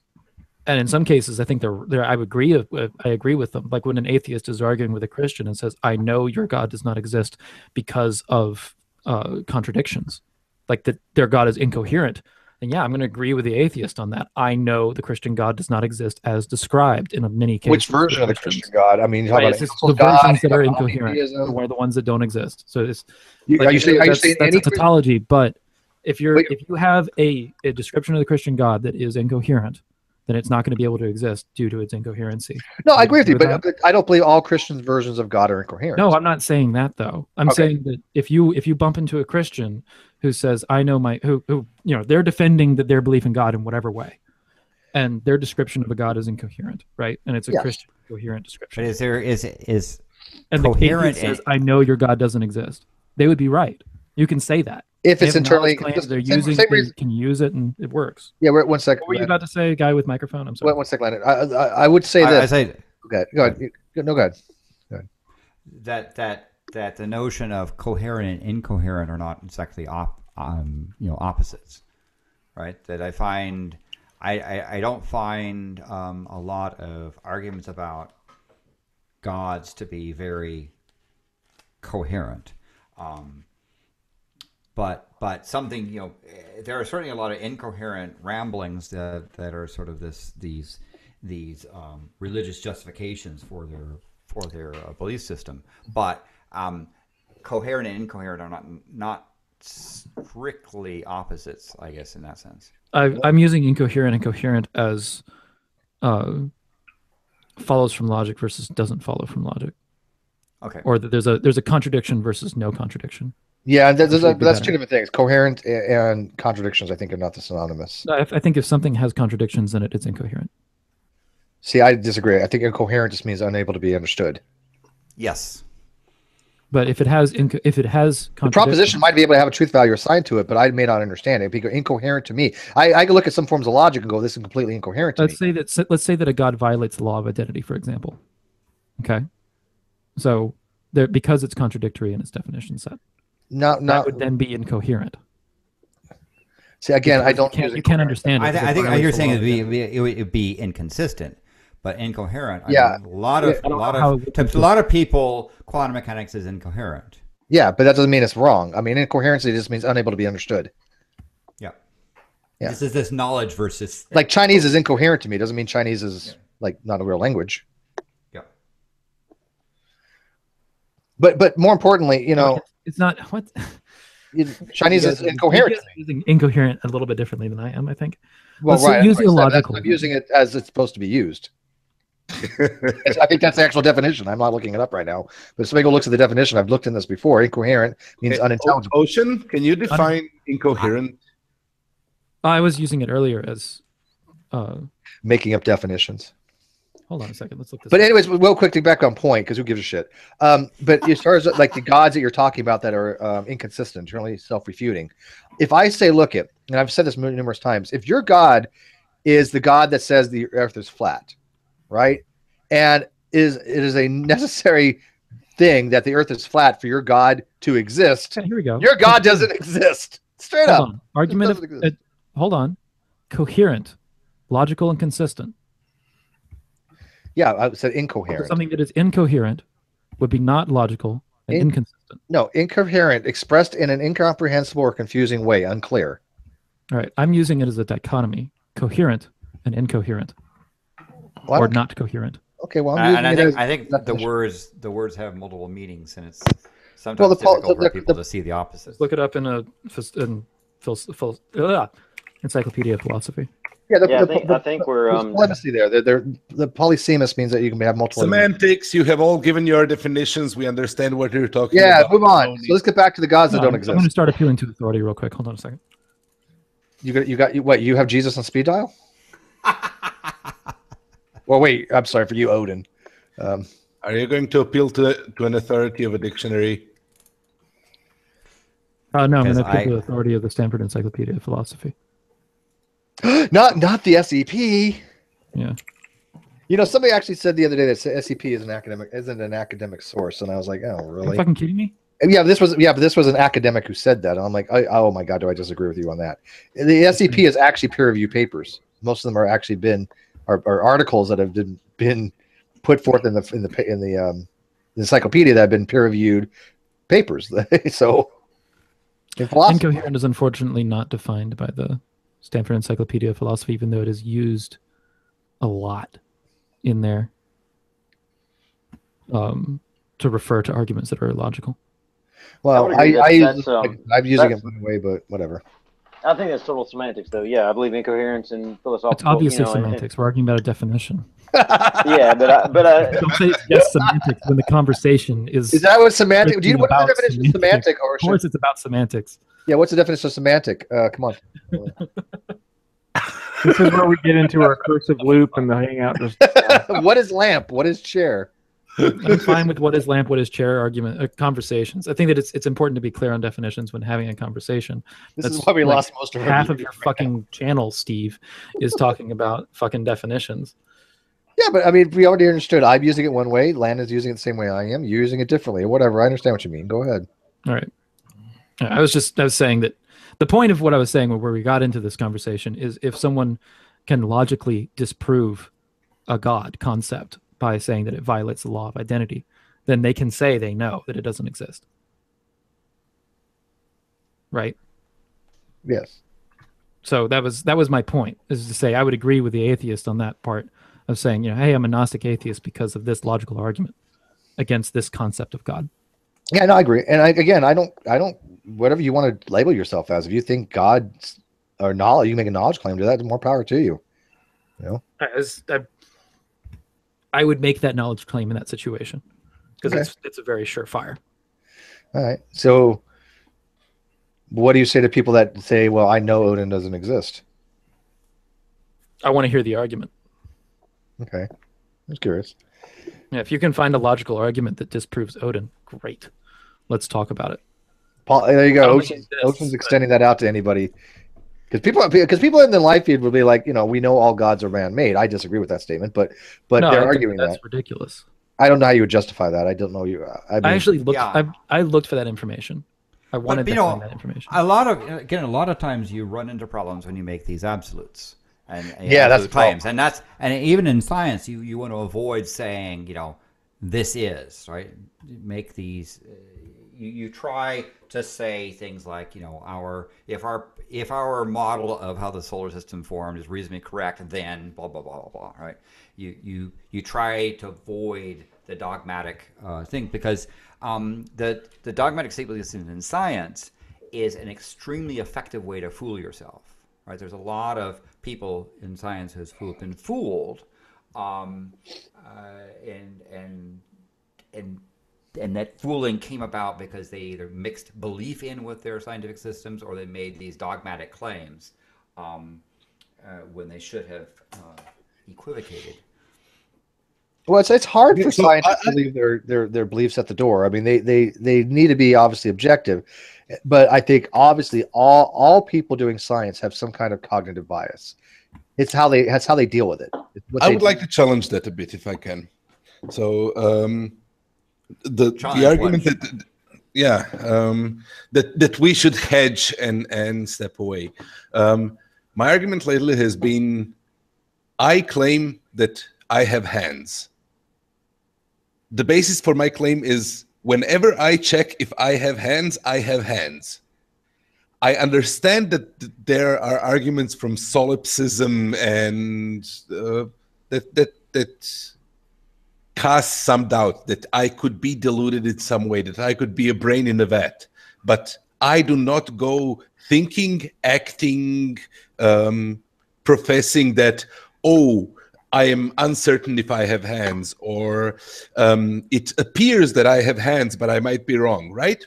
I say that I have hands. When I reach out to grab something, I do not first doubt whether I have hands and then verify, and I just reach out and grab it.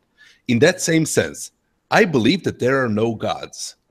Whenever I check whether there are any gods, there are no gods.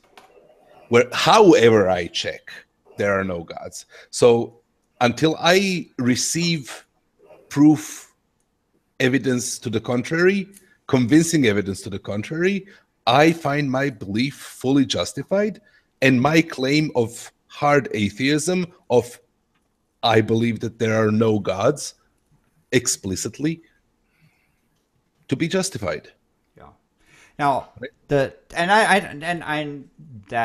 sounds very rational to me. The thing that comes into play in science is when someone says, Newtonian mechanics has been proven correct. And Newtonian mechanics is the way the universe works. I hate that too. And when you start making those claims, you fool yourself. And in fact, a lot of people resisted the downfall of precise Newtonian mechanics because again they were mixing in, I think, beliefs and other things into the scientific process. So when someone talks about relativity, you're better off saying relativity has been repeatedly shown to pass challenges and tests. And if our understanding of relativity is reasonably correct, then blah blah blah blah. That's much better than saying you cannot go faster than the speed of light, making those kind of absolute statements. I agree to a point, but it's just a matter of I find myself to be honest enough to say that if I'm proven wrong, I will have been wrong. That does not preclude, that does not demand that I hedge every statement that I make, because statements that I do not hold to be in doubt in any way in my actions, in my thoughts, in my reasoning, I do not need to hedge from, right? I can be wrong on them. I will be proven wrong, and I will be demonstrated that I am wrong, and therefore I will have to change my position. The case that you're describing with Newtonian physics is people who hold unreasonable beliefs. This has been proven wrong, yet they still insist that it's right. Yeah. But Newton was probably one of the last people to say, my mechanics is, appears to be correct. It's just a representation. Pretty dogmatic system. So in that sense, the scientific process says that you need to you need to be with an open mind. You need to state the your foundations. You need to be willing to admit that you're wrong.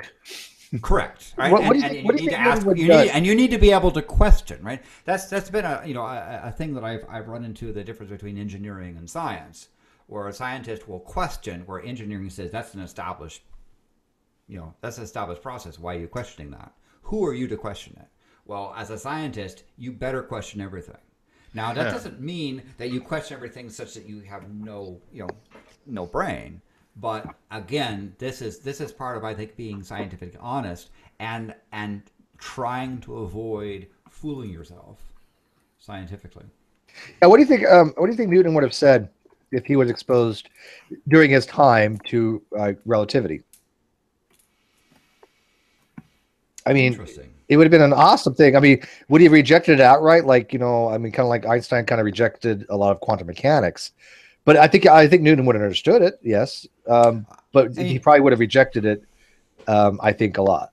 One of Newton's failings, I think, in his later part of his life was that he became the establishment and resisted a lot of attempts to fix this stuff. For example, Leibniz's Laplace's attempts to try to fix his stuff, because when we talk about Newton's Principia, we typically talk about it from the point of view of the bug-fixed, corrected version that Laplace did, because Newton's original text was full of errors, gaps, and other sort of things. And And a lot of people tried to, while Newton was alive, go and fix things and improve things. And Newton sort of felt it was his, right? And he became very proprietary in that sense.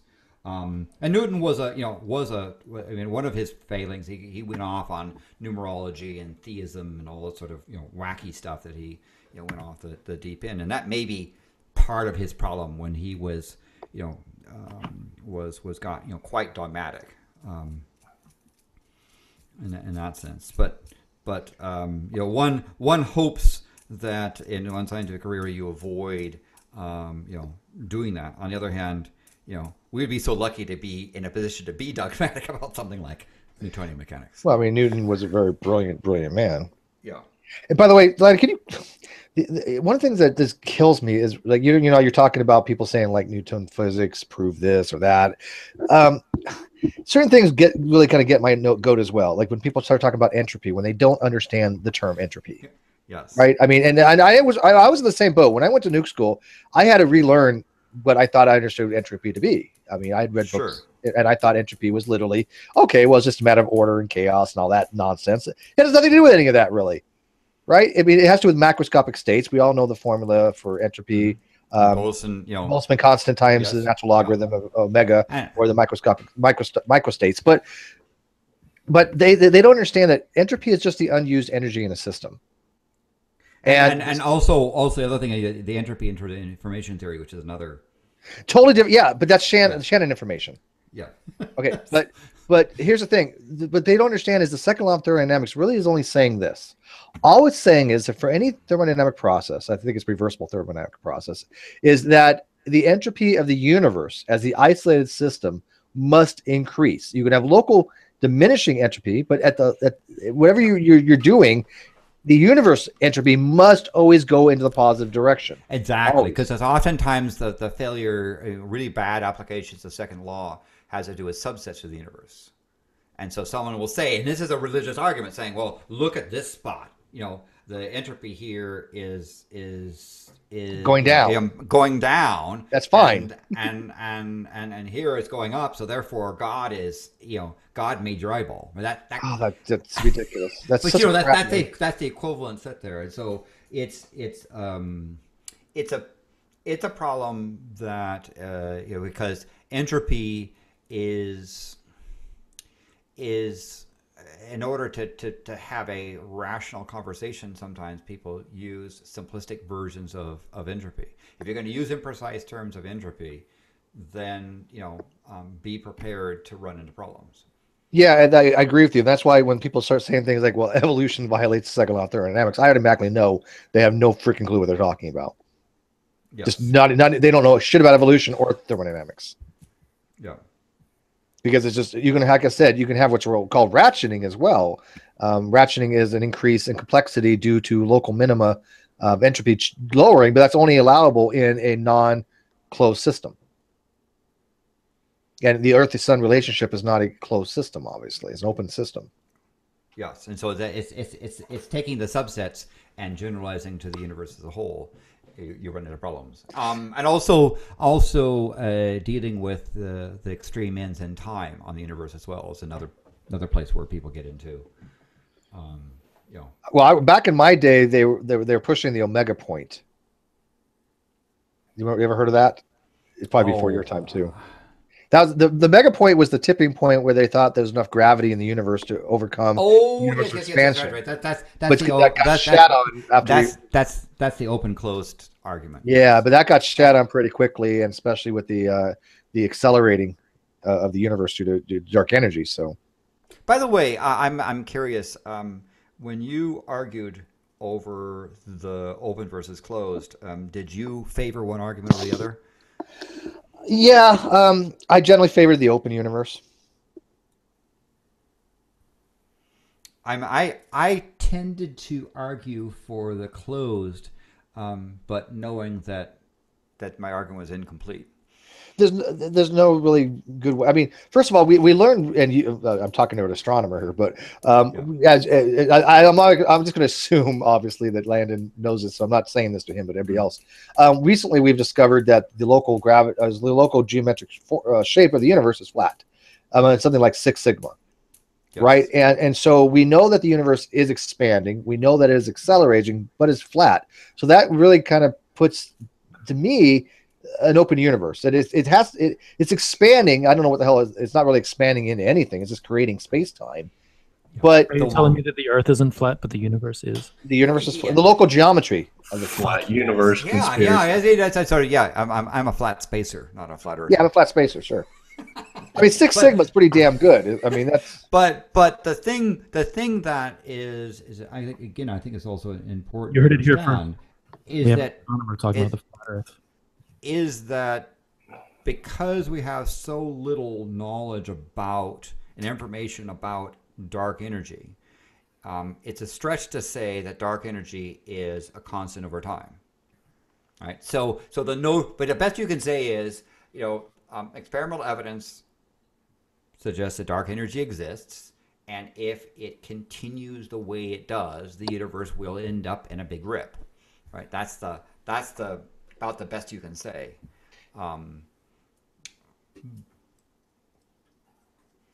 I just want to jump in real quick and say, actually, Landon, you didn't quite tell the truth then. I do believe that you were a flat earther for a very short period of time.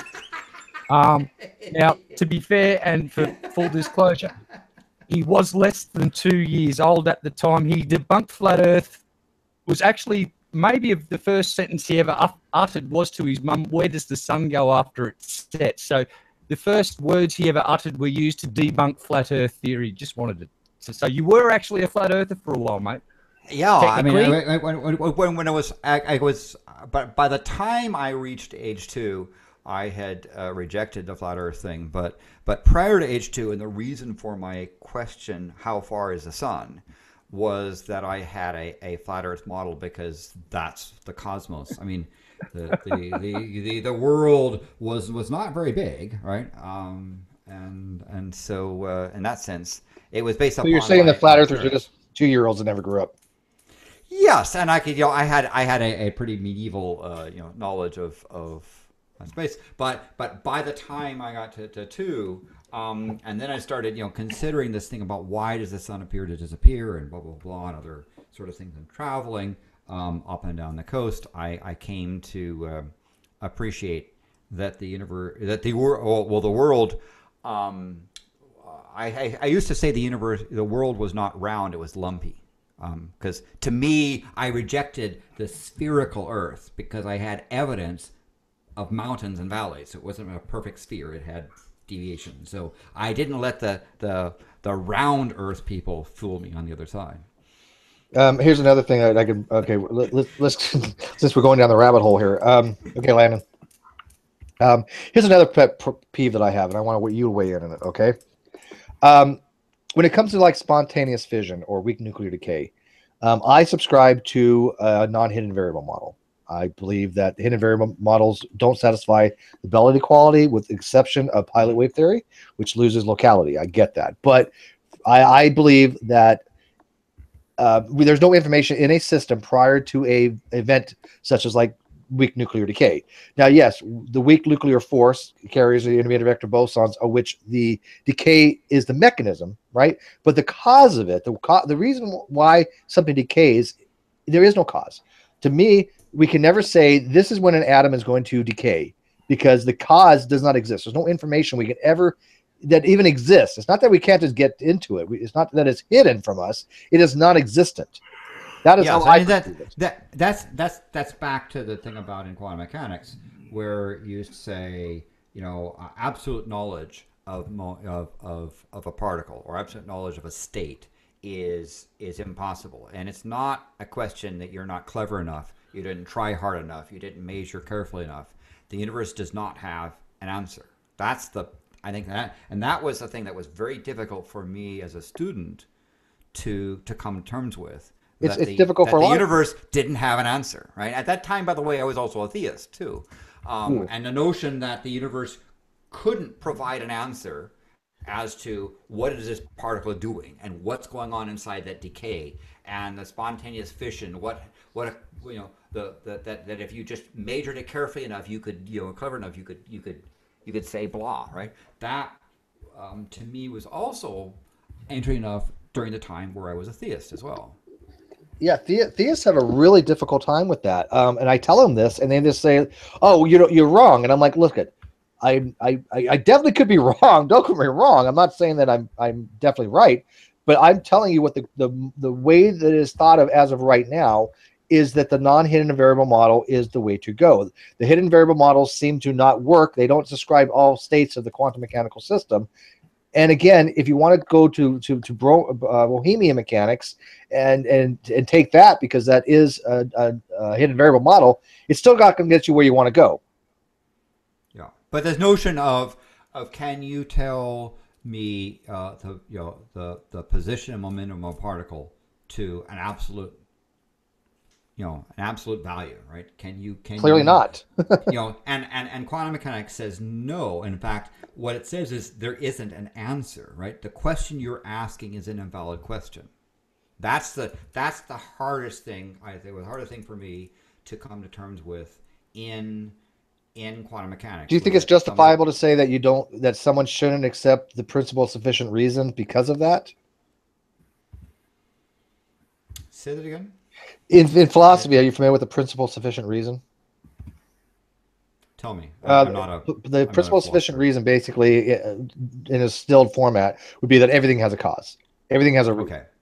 Now, everything would be a causal chain of events. Now, obviously, with with quantum mechanics, the fact there isn't a cause for things like spontaneous fission, or even I would even say quantum fluctuations in a quantum foam, there is no cause for these things. The causal link doesn't exist at that point. There is no reason. As you said, the universe doesn't have an answer because there is no answer to be had for those things. That would violate the principle of sufficient reason, which I'm fine with.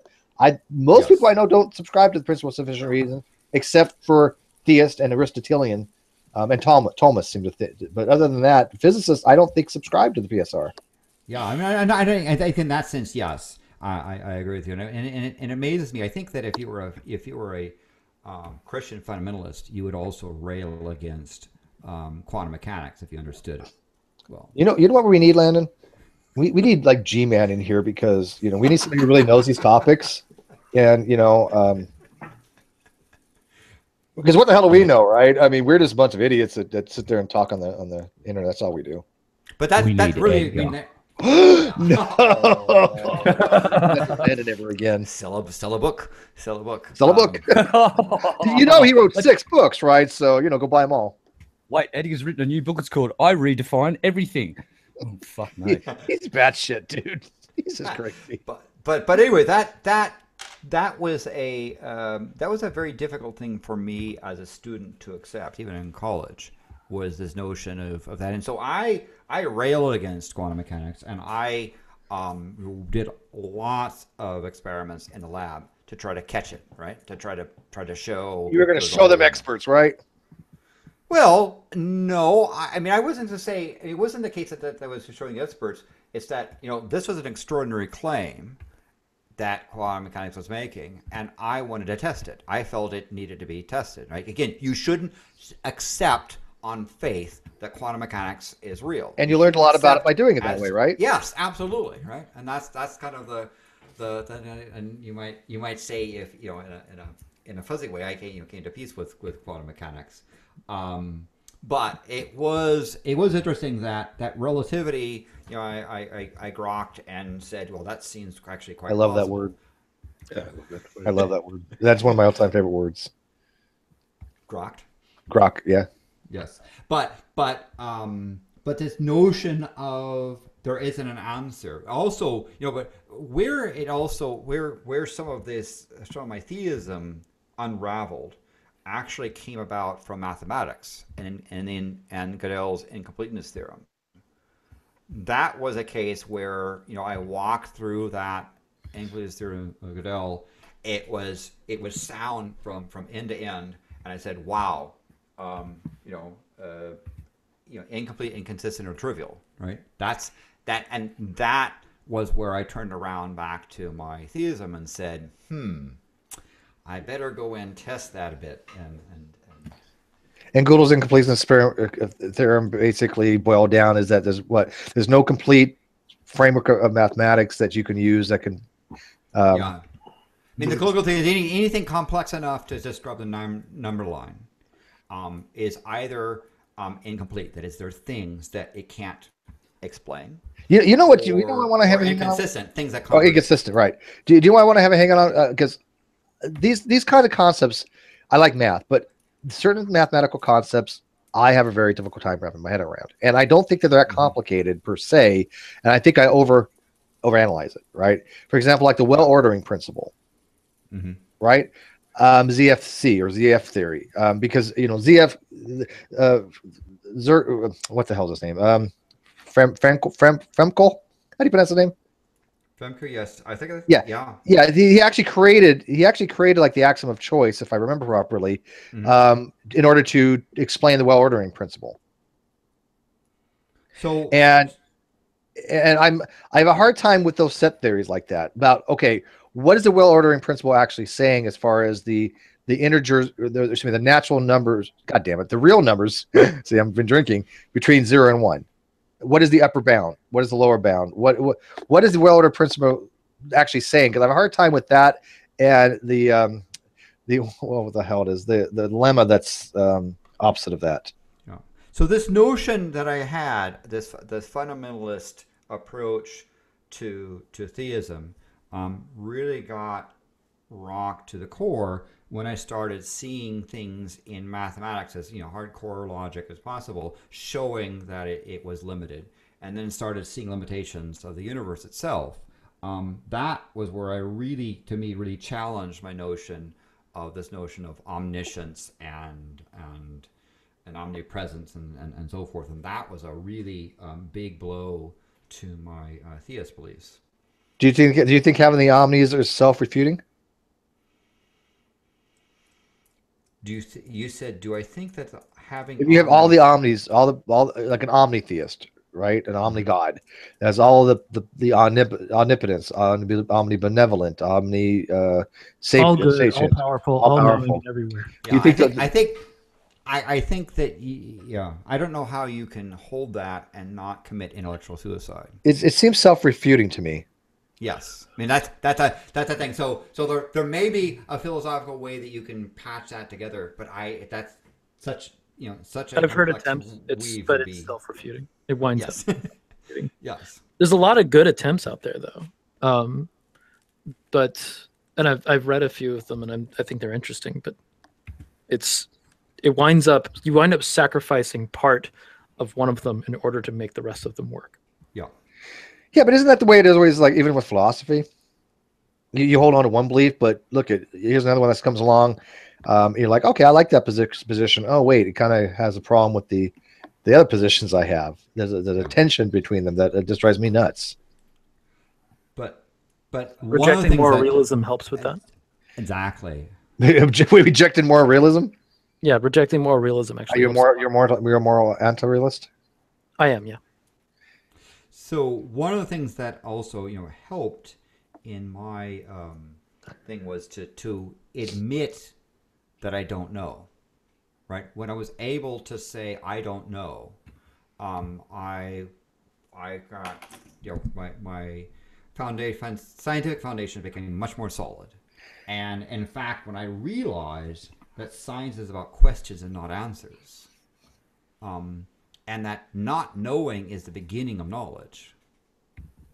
Right? But you don't have existential angst that you can never know certain things? Well, I mean, there's that whole cute thing about how do you know it's a chair type of stuff.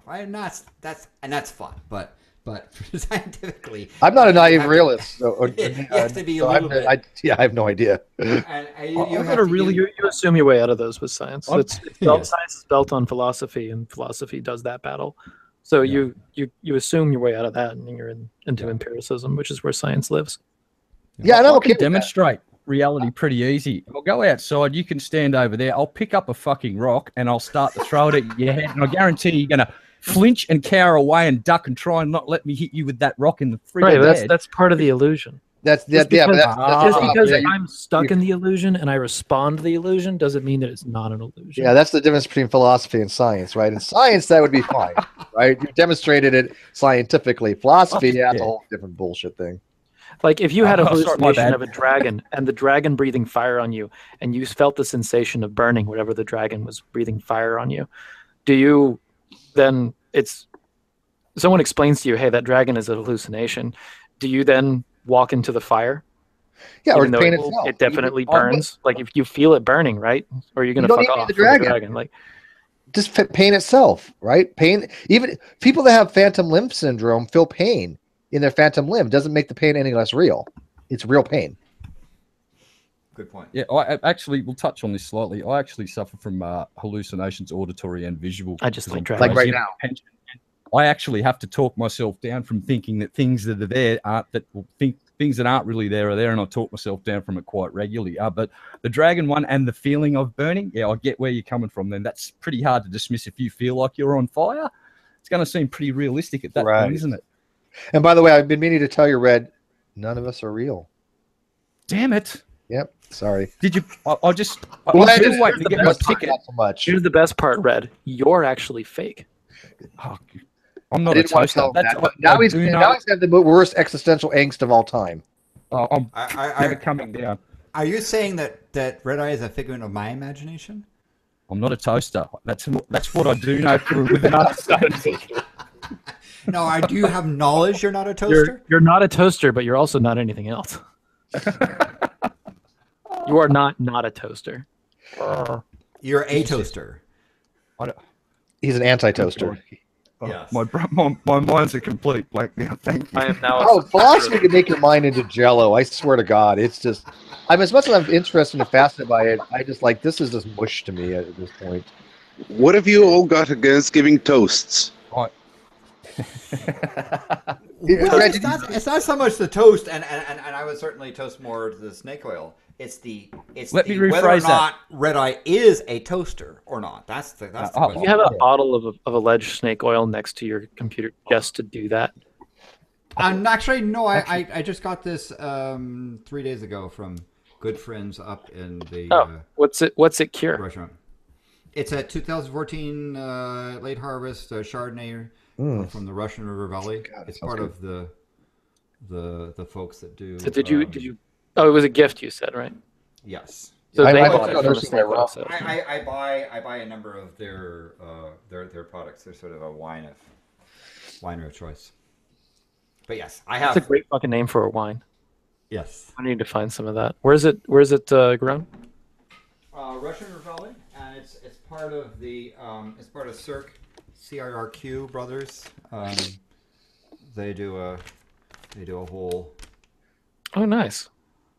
thing I'm gonna look here this up. And You it's may have introduced me to some wine. You're a good snake oil salesman. Yeah, exactly. So somebody has live feed, by the way. They're still not grasping this whole things not having a cause. They just assert things have a cause, but again, they've never been exposed to these types of conversations like quantum mechanics and hidden variable models, and they just still continue to assert, things have to have a cause. And it's just like, you're at this point, how do you have a conversation with somebody who's so irrational? They don't know what they don't know. And that's why I end up with conversations like Hyper Calvinist the other day. I mean, he actually got to the point where he said, well, I don't know if I'm having a conversation with you. Okay, then why are we having a conversation? If you're that freaking epistemically limited and stunted, and you're going to resort to nihilism and philosophical zombieism, I don't care to have a conversation at this point, because I think you're an idiot. But if you sit there and say, well, there's a cause, there has to be a cause of why this reactive particle decayed, or isotope decayed, right? Why there was it emitted a beta particle, let's say. And quantum mechanics says that you cannot gain the information necessary to say that's why it decayed. Right. There Not only that, that answer. information doesn't even exist. It doesn't exist. Doesn't answer. So if there's no information there to say why, then is there a cause? Right. No, I believe not. But again, when you have very superficial people that are theists that have that they're brainwashed to think that everything has to have a cause and effect. By the way, cause and effect, and Landon may criticize me for this, God bless him, but in my opinion, being that as a pure layperson, cause and effect isn't a law. It's an observation, but there's no such thing as a cause and effect law. Correct. Oh my god, he agrees with me. I'm so happy. I love when Landon agrees with me. It's like Can I, if we step away a bit from the causality itself, can you say that it's ontologically caused by Heisenberg uncertainty principle between time and energy? no. Why not? The Heisenberg uncertainty principle has to do with the inability to know with certainty position or momentum of a particle at the exact same time. No, also time and energy. If you measure it, if you measure when the particle arrives precisely enough, you cannot measure what its energy is. Yeah, that's true. That's also applicable to photons with zero energy. Yeah, no, that is a extension of Heisenberg's uncertainty principle. You're right on that. Yes. Yeah. So if you measure very precisely a photon with zero energy, a photon that isn't there, you might get any answer, including the answer enough energy to create a pair of particles. Enough energy to create the universe too. So. Well, isn't that like the whole thing with one of the quantum instability? So that's the whole basis for the argument. It's ontologically caused by the Heisenberg uncertainty principle. Yeah, but I wouldn't say that's a cause. That's cause. That's not a cause. Right? The uncertainty principle, either way, whether you use it with the time and energy relationship, is just something we know about the universe. The universe doesn't want us to have these two information at the same time. That's not prescriptive. That's descriptive. Yeah, it's descriptive. Right. So it's not a cause. Heisenberg uncertainty is not a cause of anything. It's just something we have described our observations of the system for quantum mechanical systems. Right. Sure. That's how I look at it. An ontological cause is the explanation of a thing, right? The ontological cause is the explanation for the existence, the being of something. Now you could say the ontological cause of the existence of the beta particle, like the electron, it was because of weak nuclear decay. That would be the ontological reason for it. It doesn't really explain what the cause is, though. What caused the weak nuclear decay to occur? There's no answer to that question. It's not even in quantum mechanics. I would probably say, venture to guess, it's probably not even a question that could be asked. It's hard to think that way, though, because quantum mechanics has some really strange shit. And a lot of stuff, a lot of things is very, it's not intuitive. And it's very easy to fool yourself. I wish I would have learned more about this subject. I really do. It's so fascinating, but I just felt like a total idiot when I get like landed and in here and shit. It's like Well, a lot of people don't understand. I think this whole thing about quantum mechanics is really fascinating, and we're still testing it. We're still learning about the subatomic world. Yeah, but you make everybody look stupid, and it's not intentional. But you're just like so smart that it's like by you in comparison, we're all basically like Neanderthals. Yeah, well, in tongue in cheek, I say that the quantum mechanics is proof that there's no intelligent design, because no intelligent would design the universe with quantum mechanics. But I will ask you this: where can you actually go where you can have these kind of conversations, just out of curiosity, with people? I mean, we're not experts by any means, but I don't think we're completely like. I think coffee break rooms of physics departments. No, I meant on G+. Oh, on G+. Oh, yeah. Who else has hangouts? Where can you go for a hangout and we can have these kind of discussions? Because like I know you go to like the Pimp Monks, which, by the way, I don't go to anymore, only because I love Pimp Monk, but God, they've gotten so boring. He's gotten to the point where it's just the same thing, and then he deletes his videos. I don't know what's going on with Pimp. He used to be kind of funny and creative, and now it just seems like it's just kind of sad. I don't know why. Well, you have to ask him. Yeah, I hope he gets over it, because I really like Pimp Monk, but it's just his videos seem lately like he's really depressed. And I don't want to seem that way. I suspect he's not in the happiest of times, but on the other hand, from what I see, he's digging himself out of. I hope so. He needs to come around here, because I get depressed when I go over to his hangouts. He needs to come over here because I love the guy. I really think he's awesome. Yeah. I will actually pester. I just want to jump in. I will pester him about getting him on because I want him to tell his story about his deconversion story. It's really interesting. I would be cool with that.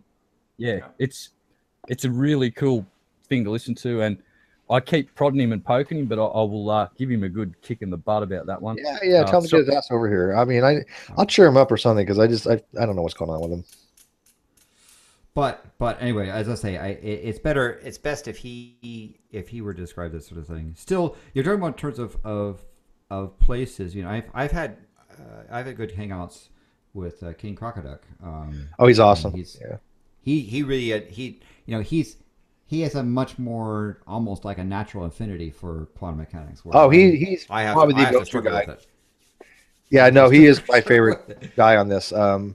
Relativity is fine. I can do it relativity, but it's that it's and I see that again. I think the origins of my struggles with quantum mechanics was coming from a fundamentalist theist position. Even though it wasn't, I didn't see it as contradicting the Bible, right? But that logic and mentality around dogmatic fundamentalist Christian theism had the same roots of bad, mental states that caused me to have problems with quantum mechanics. Yeah, let me tell you a quick story real quick about KC. You might find interesting. Several months ago, KC had sent me something that he was just finishing up his degree, and he said, "Hey, Steve, do you know anybody that knows about this particular topic?" Because he knows I know a lot of people, and he sent me some math. I didn't even know what the hell this math was, and I've seen a lot of different types of maths. I may not be able to understand it, but I've seen a lot of different types of symbology, a lot of different types of logics. I've never seen anything like this in my life. I said, you know what? I have a friend who's a plasma physicist, a PhD in plasma physics. He's obviously had quantum. I'll ask him. Even he said, "What the frick?" He's like, I would barely be able to remember something like that. He's like, that was just a blur. But it was Casey's understanding of this stuff is so advanced that it blows me away because I was like, this is what the hell is this? Yeah, that's pretty sad. One thing to be careful of not to do is that having deep knowledge doesn't mean you're going anywhere. Some people, for example, worry that string theory is a lot of mental gymnastics that may not have anything to do with reality. Unless you're Leonard Susskind, but I haven't got a hold of him yet. I need to. Other people think that it might, but but again, that's something that I have hope that the people that are working on string theory will give us a testable claim. All right, here, let me run this by scientific. You. Maybe I'll get you on something that you don't know here. Have you ever heard of something, which was, by the way, in the news today? That's why I'm familiar with it, because I never heard of it before. So, quark fusion. Are they talking about things like the pentaquark stuff? And no, not pentaquarks, which was really cool, by the way, 4 quarks. But no, the quark fusion, they actually were able to, like regular fusion, put quarks together where it released 10 times the amount of energy as a fusion of like hydrogen. But the problem is they've said that it's not useful for anything because it doesn't accumulate, whatever the hell that means. And I think that probably means the fact that quarks like to be in bound states, right? Yes. So you're saying, if you had a quark soup that you could undergo fusion to create. Yeah, and they've got to release an awful amount of energy, like 10 times that of hydrogen. It's called quark fusion. I've never heard of the term until today in the news. I could see where you could get a lot of energy out of creating. Check it out. I mean, see what you think of it. Like I said, they said it can't really lead to anything. I mean, I'm thinking about the energy levels and saying, if you had I don't know how to create the quark plasma. I don't know what the binding curve would be for quarks. Yeah. I have no idea. Yeah, but if I know from what I remember from Waking Your Forces and so forth. I could see how you could get a lot of energy out of it, but unlike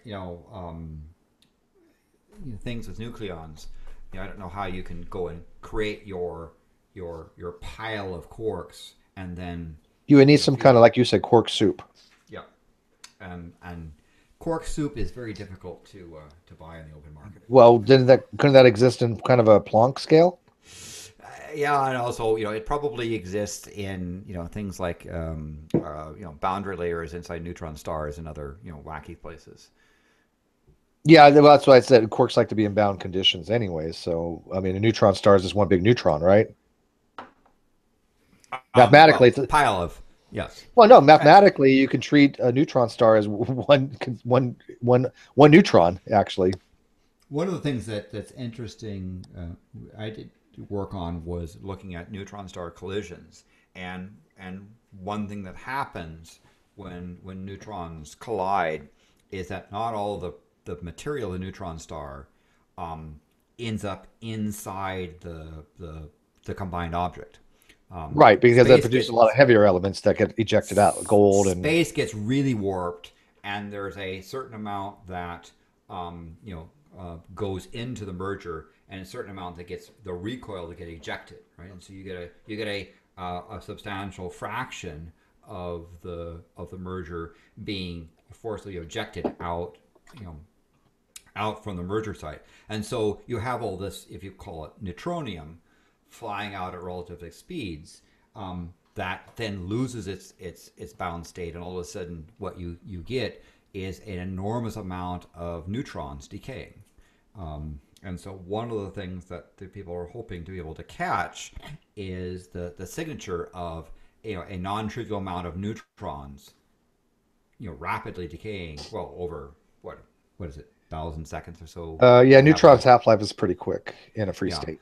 But you should be able to see that, and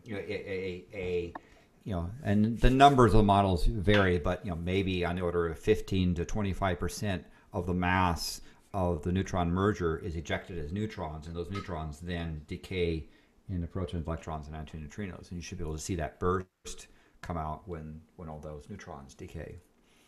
Yeah, we know what the after effects should look like, right? Yeah. So we're hoping to see if the universe obliges.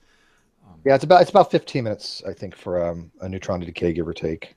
Yeah. On average, obviously. These are obviously. And I'm not quite sure on the conditions of that stuff, relativistically being ejected, but again, the neutrons within a neutron star are stable. It's when they get ejected because of that weird process. Yeah, the bound state for a neutron is going to be different from the unbound state in a free neutrons. Yes. Right. When we mean bound, we mean in an atom, or in the case of a neutron star. But okay, so let's do quizzing here. Besides Landon and Barney, someone tell me the names of the quarks. Go, Red Eye, go. Oh, Stuart, go. God. No, I got nothing. Any Ocean?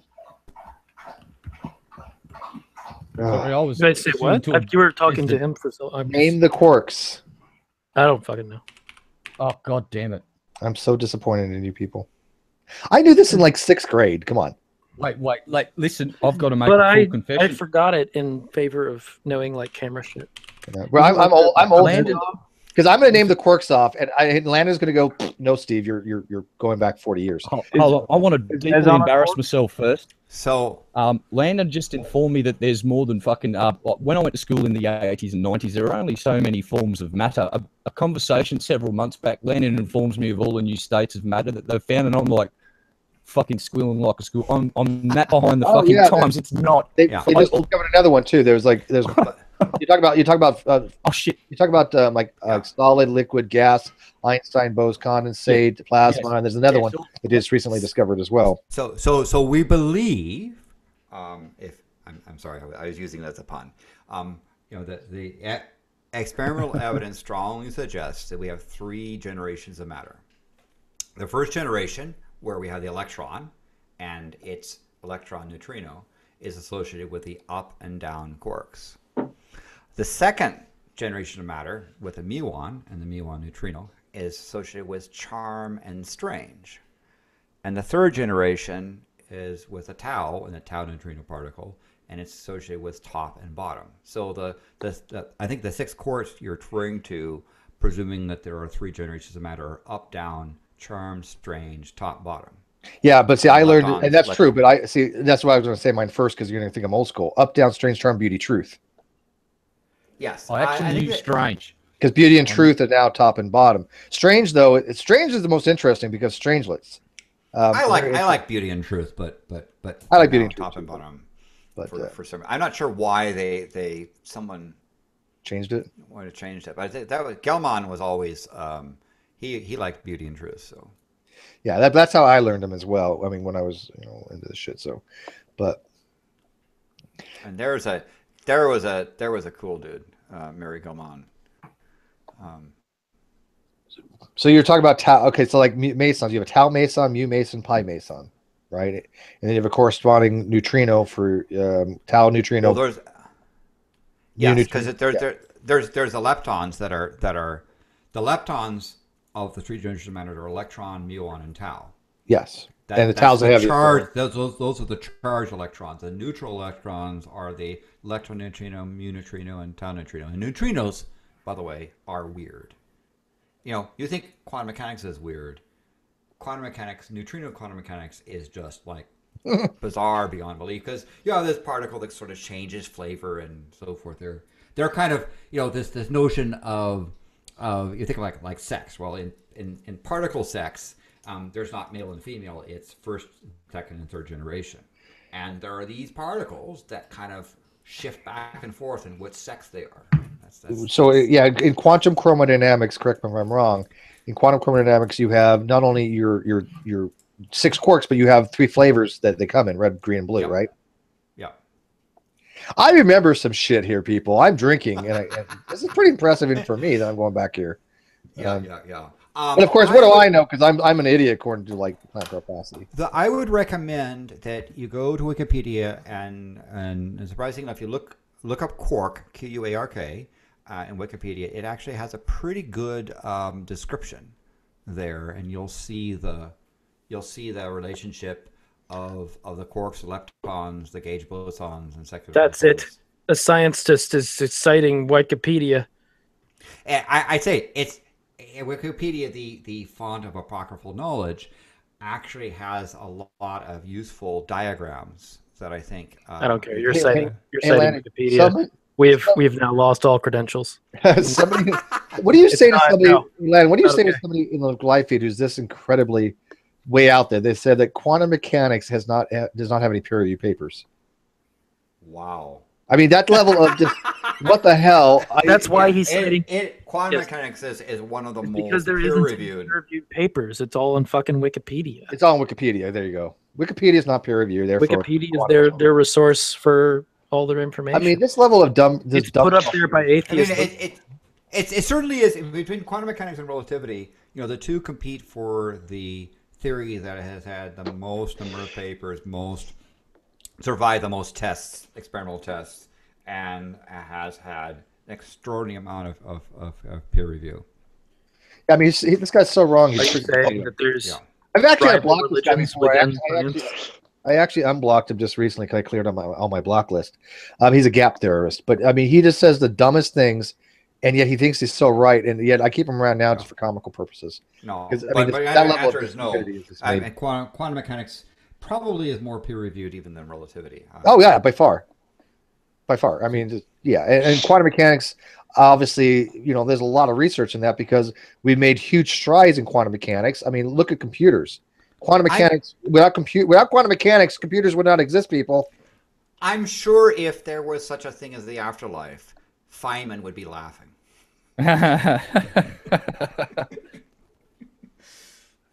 Oh yeah, I reckon he's looking peeling bits off and throwing them at people. Just asked who the speaker was for the Great Debate Community, and they're like telling him Steve, and he's like, "Wow." I'm like, "What's the matter, You didn't think this was me?" It's me. How do we know it's you? Does anybody really even know who we are? I don't know. I don't know who I am. Steve, Nobody knows. I'm just kind of wondering why he thought that was kind of surprising. Can you tell me who you are? You're all NPCs in my video game. Well, I found out I could be Hyper Calvinist's God yesterday, so I'm pretty stoked. You're telling me your attitude, Steve. Steve, who are you? Who do you want me to be? For enough money, I'll be anybody you want. Oh God, you're telling me your desires. Steve. He says I'm being harsh on Abel. I've known Abel longer than any of you fuckers. Abel was go around back in the day before he even had a YouTube channel, being an annoying little twit. So I have a right to be harsh on him. Did you use the right value? I don't know what you are, but you passed the Turing test. Yeah. Did I pass the Turing test? Oh no. Are you sure I'm That's not funny. an I know humans that won't pass the Turing test. Yeah. Yeah, I'm actually a toaster. I pass the capture thing on websites. I think I'm not a bot, so that's good enough for me. Yeah. One of the early things I did in my digital career was to create a programmable toaster. Does that make me a toaster file? It makes you the god of toasters. Makes you a silent sympathizer. That's for It sure. means you want to assert control over toasters. Yeah, what's Yes, your well, beefy toaster? I was more interested in whether the toast was burning or not. That was the one thing that was important. See? So you're an anti-toaster. You hate toast. Well, I didn't want to super carbonize toast. Kind of like Han Solo got carbonized. You need to let it do what it wants. Toasters have rights too. Wait, no, wait. If it's It's okay to be carbonising the bread, it's not a toaster. We've had this discussion, Landon. We've been down that rabbit hole. It's not a toaster, it's a bread burner. You shut up. That's right. And I am not a toaster. So basically, you get off by torturing toast and burning them for what they seem to be an eternity. Carbonising baked goods makes me happy. And I'll just leave it at that. But toasting is sort of like limited. I think toasting. The purpose of toasting is to give you texture on the edge, on the exterior, right? You're limiting your carbonization to the exterior of the toast. You don't want to. If you carbonate it through and through, then you get a really wacky toast. Quite possibly the best derail. For some reason, whenever somebody says toaster, I just see somebody raising a glass and giving a toast. You define that word differently than we do. But in order to put Vegemite on toast, you cannot completely carbonize the bread, right? You can't. Correct. You Why cannot would you do that? You cannot. You should not put Vegemite on raw bread. You should not put Vegemite on anything. What? Wait, what? Now, well, you Wait, just picked what? a fight, mate. Vegemite is I'm with Steve on this one. You shouldn't put Vegemite on anything. God, that is the most disgusting crap I've ever tried. I was like, people eat this shit? I loved when Aaron Ra. Have you seen the footage of Aaron Ra trying it? It's the typical, and now my tongue is in my cheek here. The typical American bravado. Sits at the table. The dude goes, "This is some Vegemite." He butters up his toast, and he gets a little bit, and he tastes. He says, and then he just lays it on like really thick, and then bites the edge and goes, that's not too bad. And then the second bite is just the funniest fucking thing I've ever seen. Aaron Ra's world just went horribly wrong in an instant, and that is the look of regret on a man's face. You want to know what regret looks like? Find the footage of Aaron Ra and the second bite of Vegemite, and when his taste buds send the signal to his brain, that's the look of regret. It's not, I'm waking up next to an ugly woman. It's not that. This is true regret. Yeah, do not put Vegemite on Vegemite. Put Vegemite on toast. That's one of the things. Right? now, interesting enough, I am here to save all the toasters from Landon. This is ridiculous. If you had an absence of oxygen, right? I think that Vegemite wouldn't have the pizzazz, because I think part of the thing that Vegemite is its outgassing, and that's an important function as part of Vegemite, and other things like that. I mean, yeah, Marmite is sort of similar in its properties as far as needing to be outgassing, right? But I think Vegemite in outer space would not taste as good as Vegemite on Earth. I claim. I can't stand it. I thought it was gross. It's. I was raised on that. Life without Vegemite would just be a existence. You need Vegemite. I often put it in soups on there, but the problem is I only know of sort of one type of Vegemite, because that's what you can get here in the States, and according to Red Eye, there are many different. Oh, you got your Vegemite, and you've got two sorts of Aussie mites. One's spelled the AUSSI, the other's OZI. You've got the British one, you got the Kiwi version, and there's a whole. Yeah, I'll do a little care package, mate. We'll get one sent over with all of the mites. Yes, and so this is an interesting property. But I think I think part of the Vegemite is it's not a texture thing. It's an aroma, right? When you eat Vegemite on smells like toast, death. you're smelling. It's an olfactory sensation, which is why I think in absence of air, Vegemite would not have the experience that it does. It smells like death. It's brewer's yeast, like some kind of vegetable crap, and some other stock that's put in it. But it's just I don't know. I thought it was gross. Now I'd like to know the origin of Vegemite. How did someone contrive that? That would be an interesting story. Do you know that? They were drunker than I was doing it. I'll tell you that right here now. Well, I mean, who came up with haggis? Well, it's Scottish, so that's. Yeah, but I mean, who said this? I'm going to think this is a good idea. Who come up with it? Someone that was terribly, terribly, terribly hungry. You think? Yeah. It was someone. No, you got to prepare that shit. That takes a long time to this make. Is what we got. This is what we're gonna eat. Yep, that's. And I'm out of lamb. I'm all out of lamb, and I've still got hunger. Let's do this. I've seen my dad eat a cow's tongue. My dad used to run an abattoir. Like, he just bought the thing home. It is still twitching. Like, I've made tongue before, but it's not really one of my favorite things. I like when somebody makes it into a taco, but I could never make tongue properly. Yeah, he just boiled it and boiled it till it was that's all I did. Soft enough to start chewing on it. Feel that top layer. Boil it till it stops struggling, Steve. That's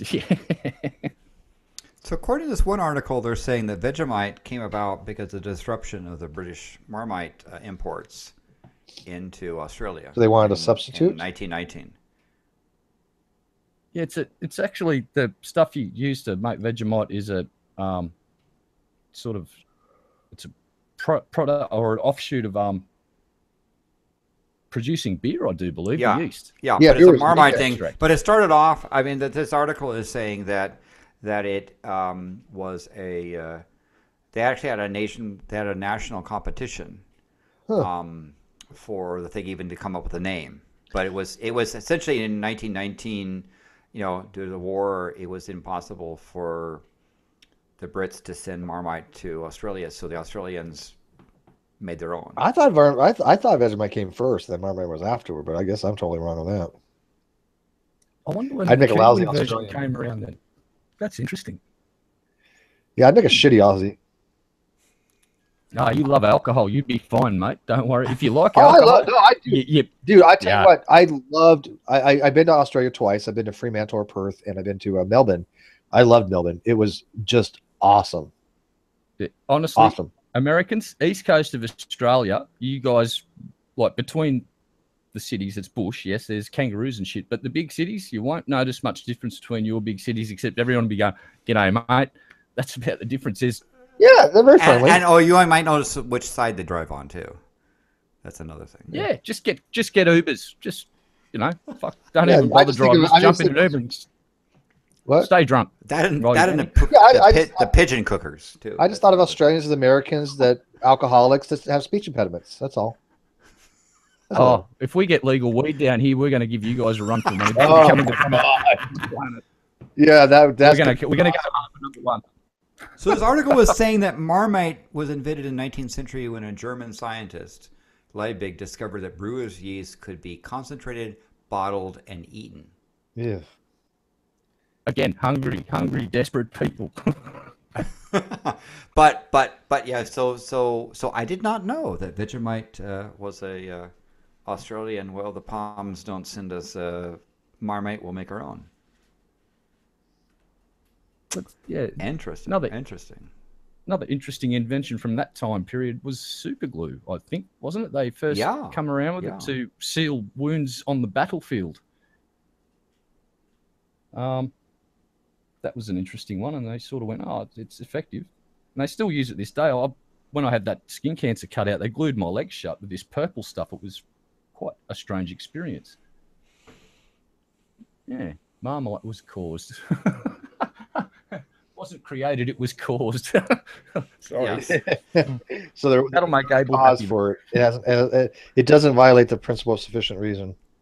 It's interesting that British Marmite has more kilojoules per 100 per gram than New Zealand Marmite. That's extraneous information I'm never going to ever use. But well, I mean, and in fact, it's a non-trivial thing because the energy per 100 grams of British Marmite is 983, whereas Kiwi Marmite is only 680. What I really would like to know is who wastes their time with a calorimeter to actually make these determinations. That's fascinating. Although, for example, the Kiwi has more thiamine and riboflavin, and the British one has more niacin and more folic acid and more vitamin B12. But the Kiwis have detectable iron in theirs, whereas the British one doesn't. Wow. The Aussie one's full of crikey and bonza. I'm sorry. Old Didgeridoo won't do that ever again. Oh, shit. I better shut up now. God. No, Yes, bad yes. red eye. Bad red eye. Yeah, so the secret is to put the material on toast, not on itself, right? So you got to have strive for that mono thin layer.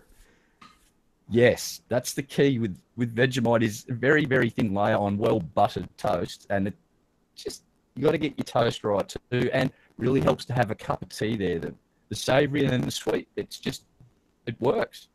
And you need to have it, you need to outgas, right? That's the other part of the thing that's important, and that's why I think you're spraying it out, because as a concentrated thing, it doesn't have the pizzazz in lumpy form. Yeah, I'll be quite honest. When I have Vegemite toast, I can lay it on as thick as I like. It doesn't worry me. The more the merrier. But for people that have never tried it before, just a tiny tip on your knife and then just spread it all right out. And because if you don't like it, at least you can abort after the first bite and you won't have the Aaron Ra look of regret on your face. Because, again, I must stress, please find the video of Aaron biting into the Vegemite. The second bite, it's just pure gold. It really is. According to this article, the billionth jar of Vegemite was produced in October 2008.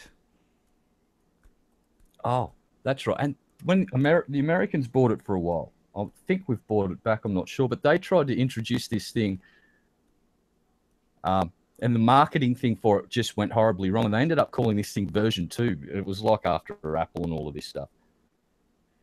And it just tanked. And now, because it was such a bad marketing thing, the jars of it are a collector's item.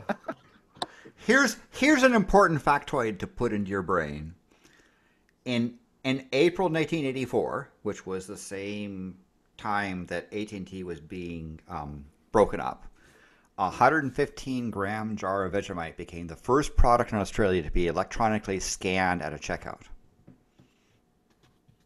The very first product in Australia that was, bar scanned on a checkout was Vegemite. And Kraft totally didn't pay hundreds of thousands of dollars for that marking an opportunity to have bragging rights on that, did they? Of course not. No. God, I'm a skeptical bugger.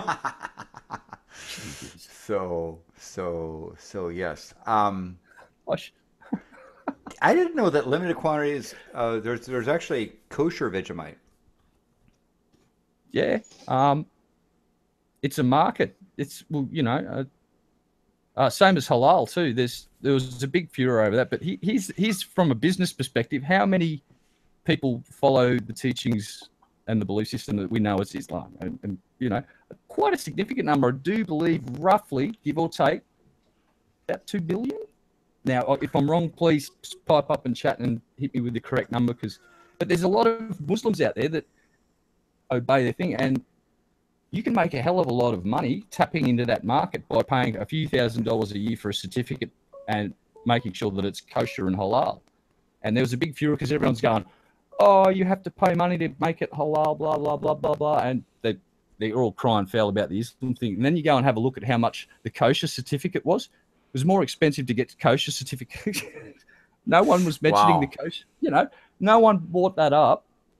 And it's just like, one company was producing yogurt and stuff for Emirates Airlines, and they lost the contract due to the public backlash. And people lost their jobs, were put back to 3 days a week at this factory because they lost the contract to Emirates Airlines to make yogurt.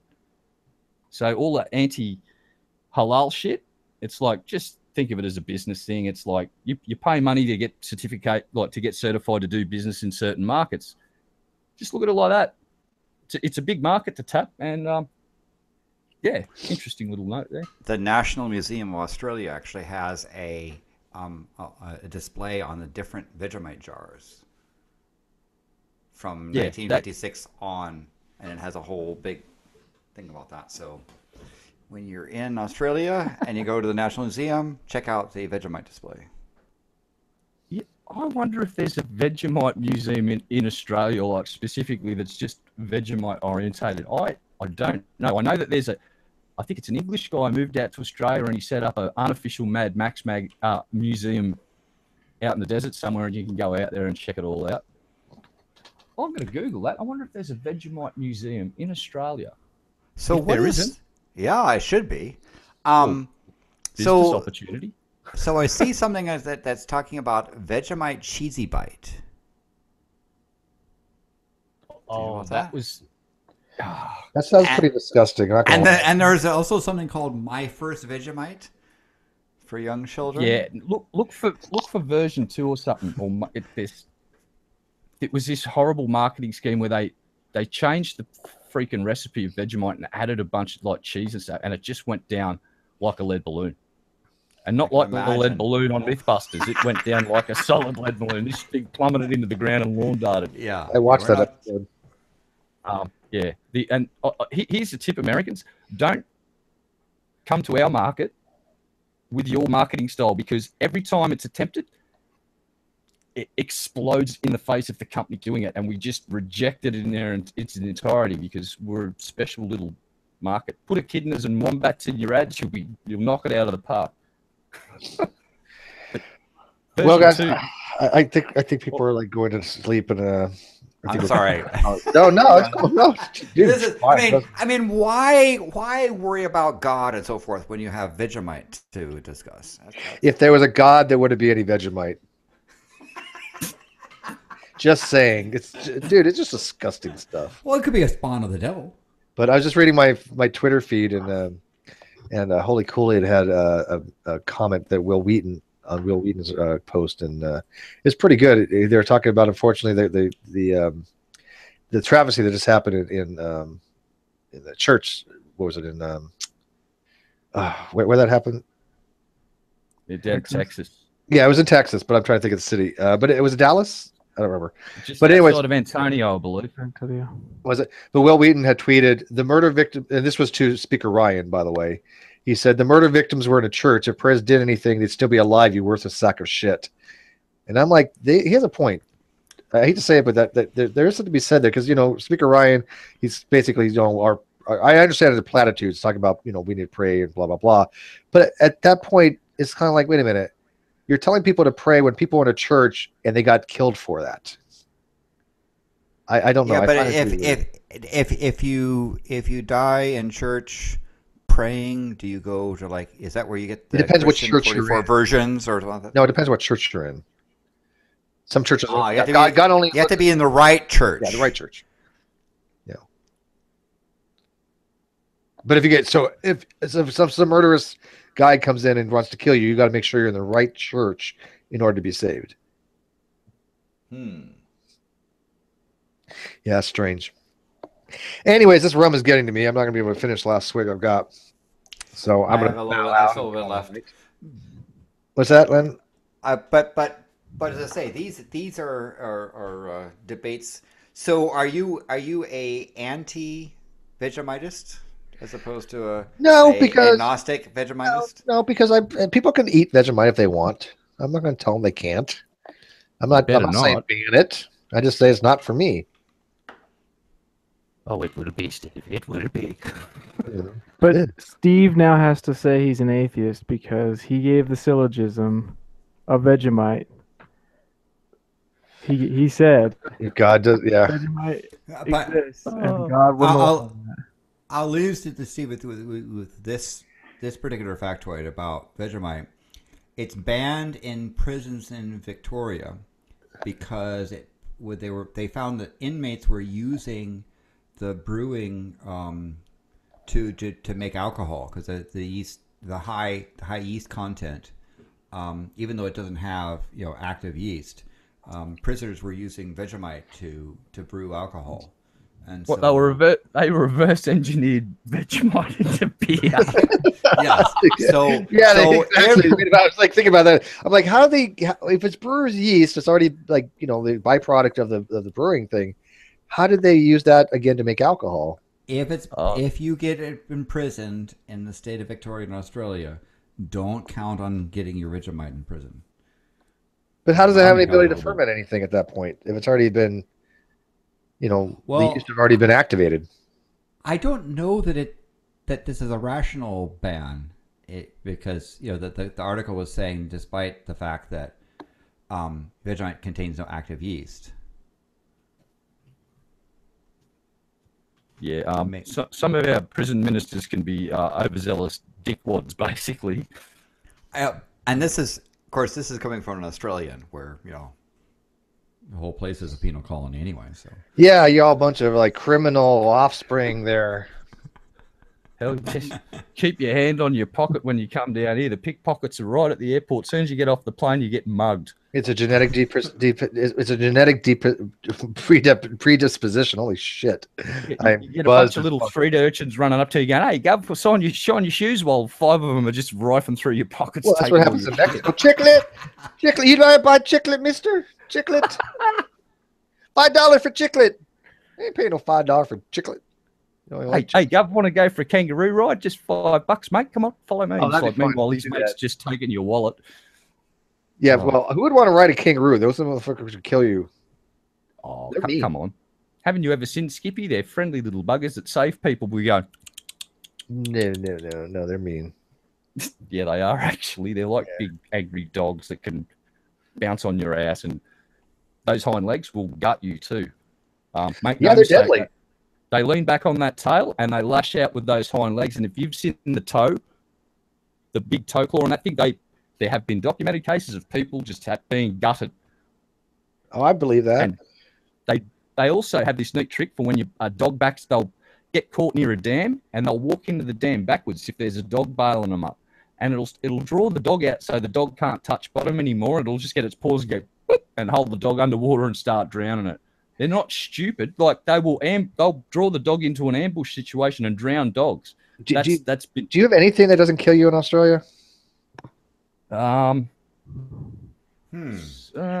Budgerigars, actually.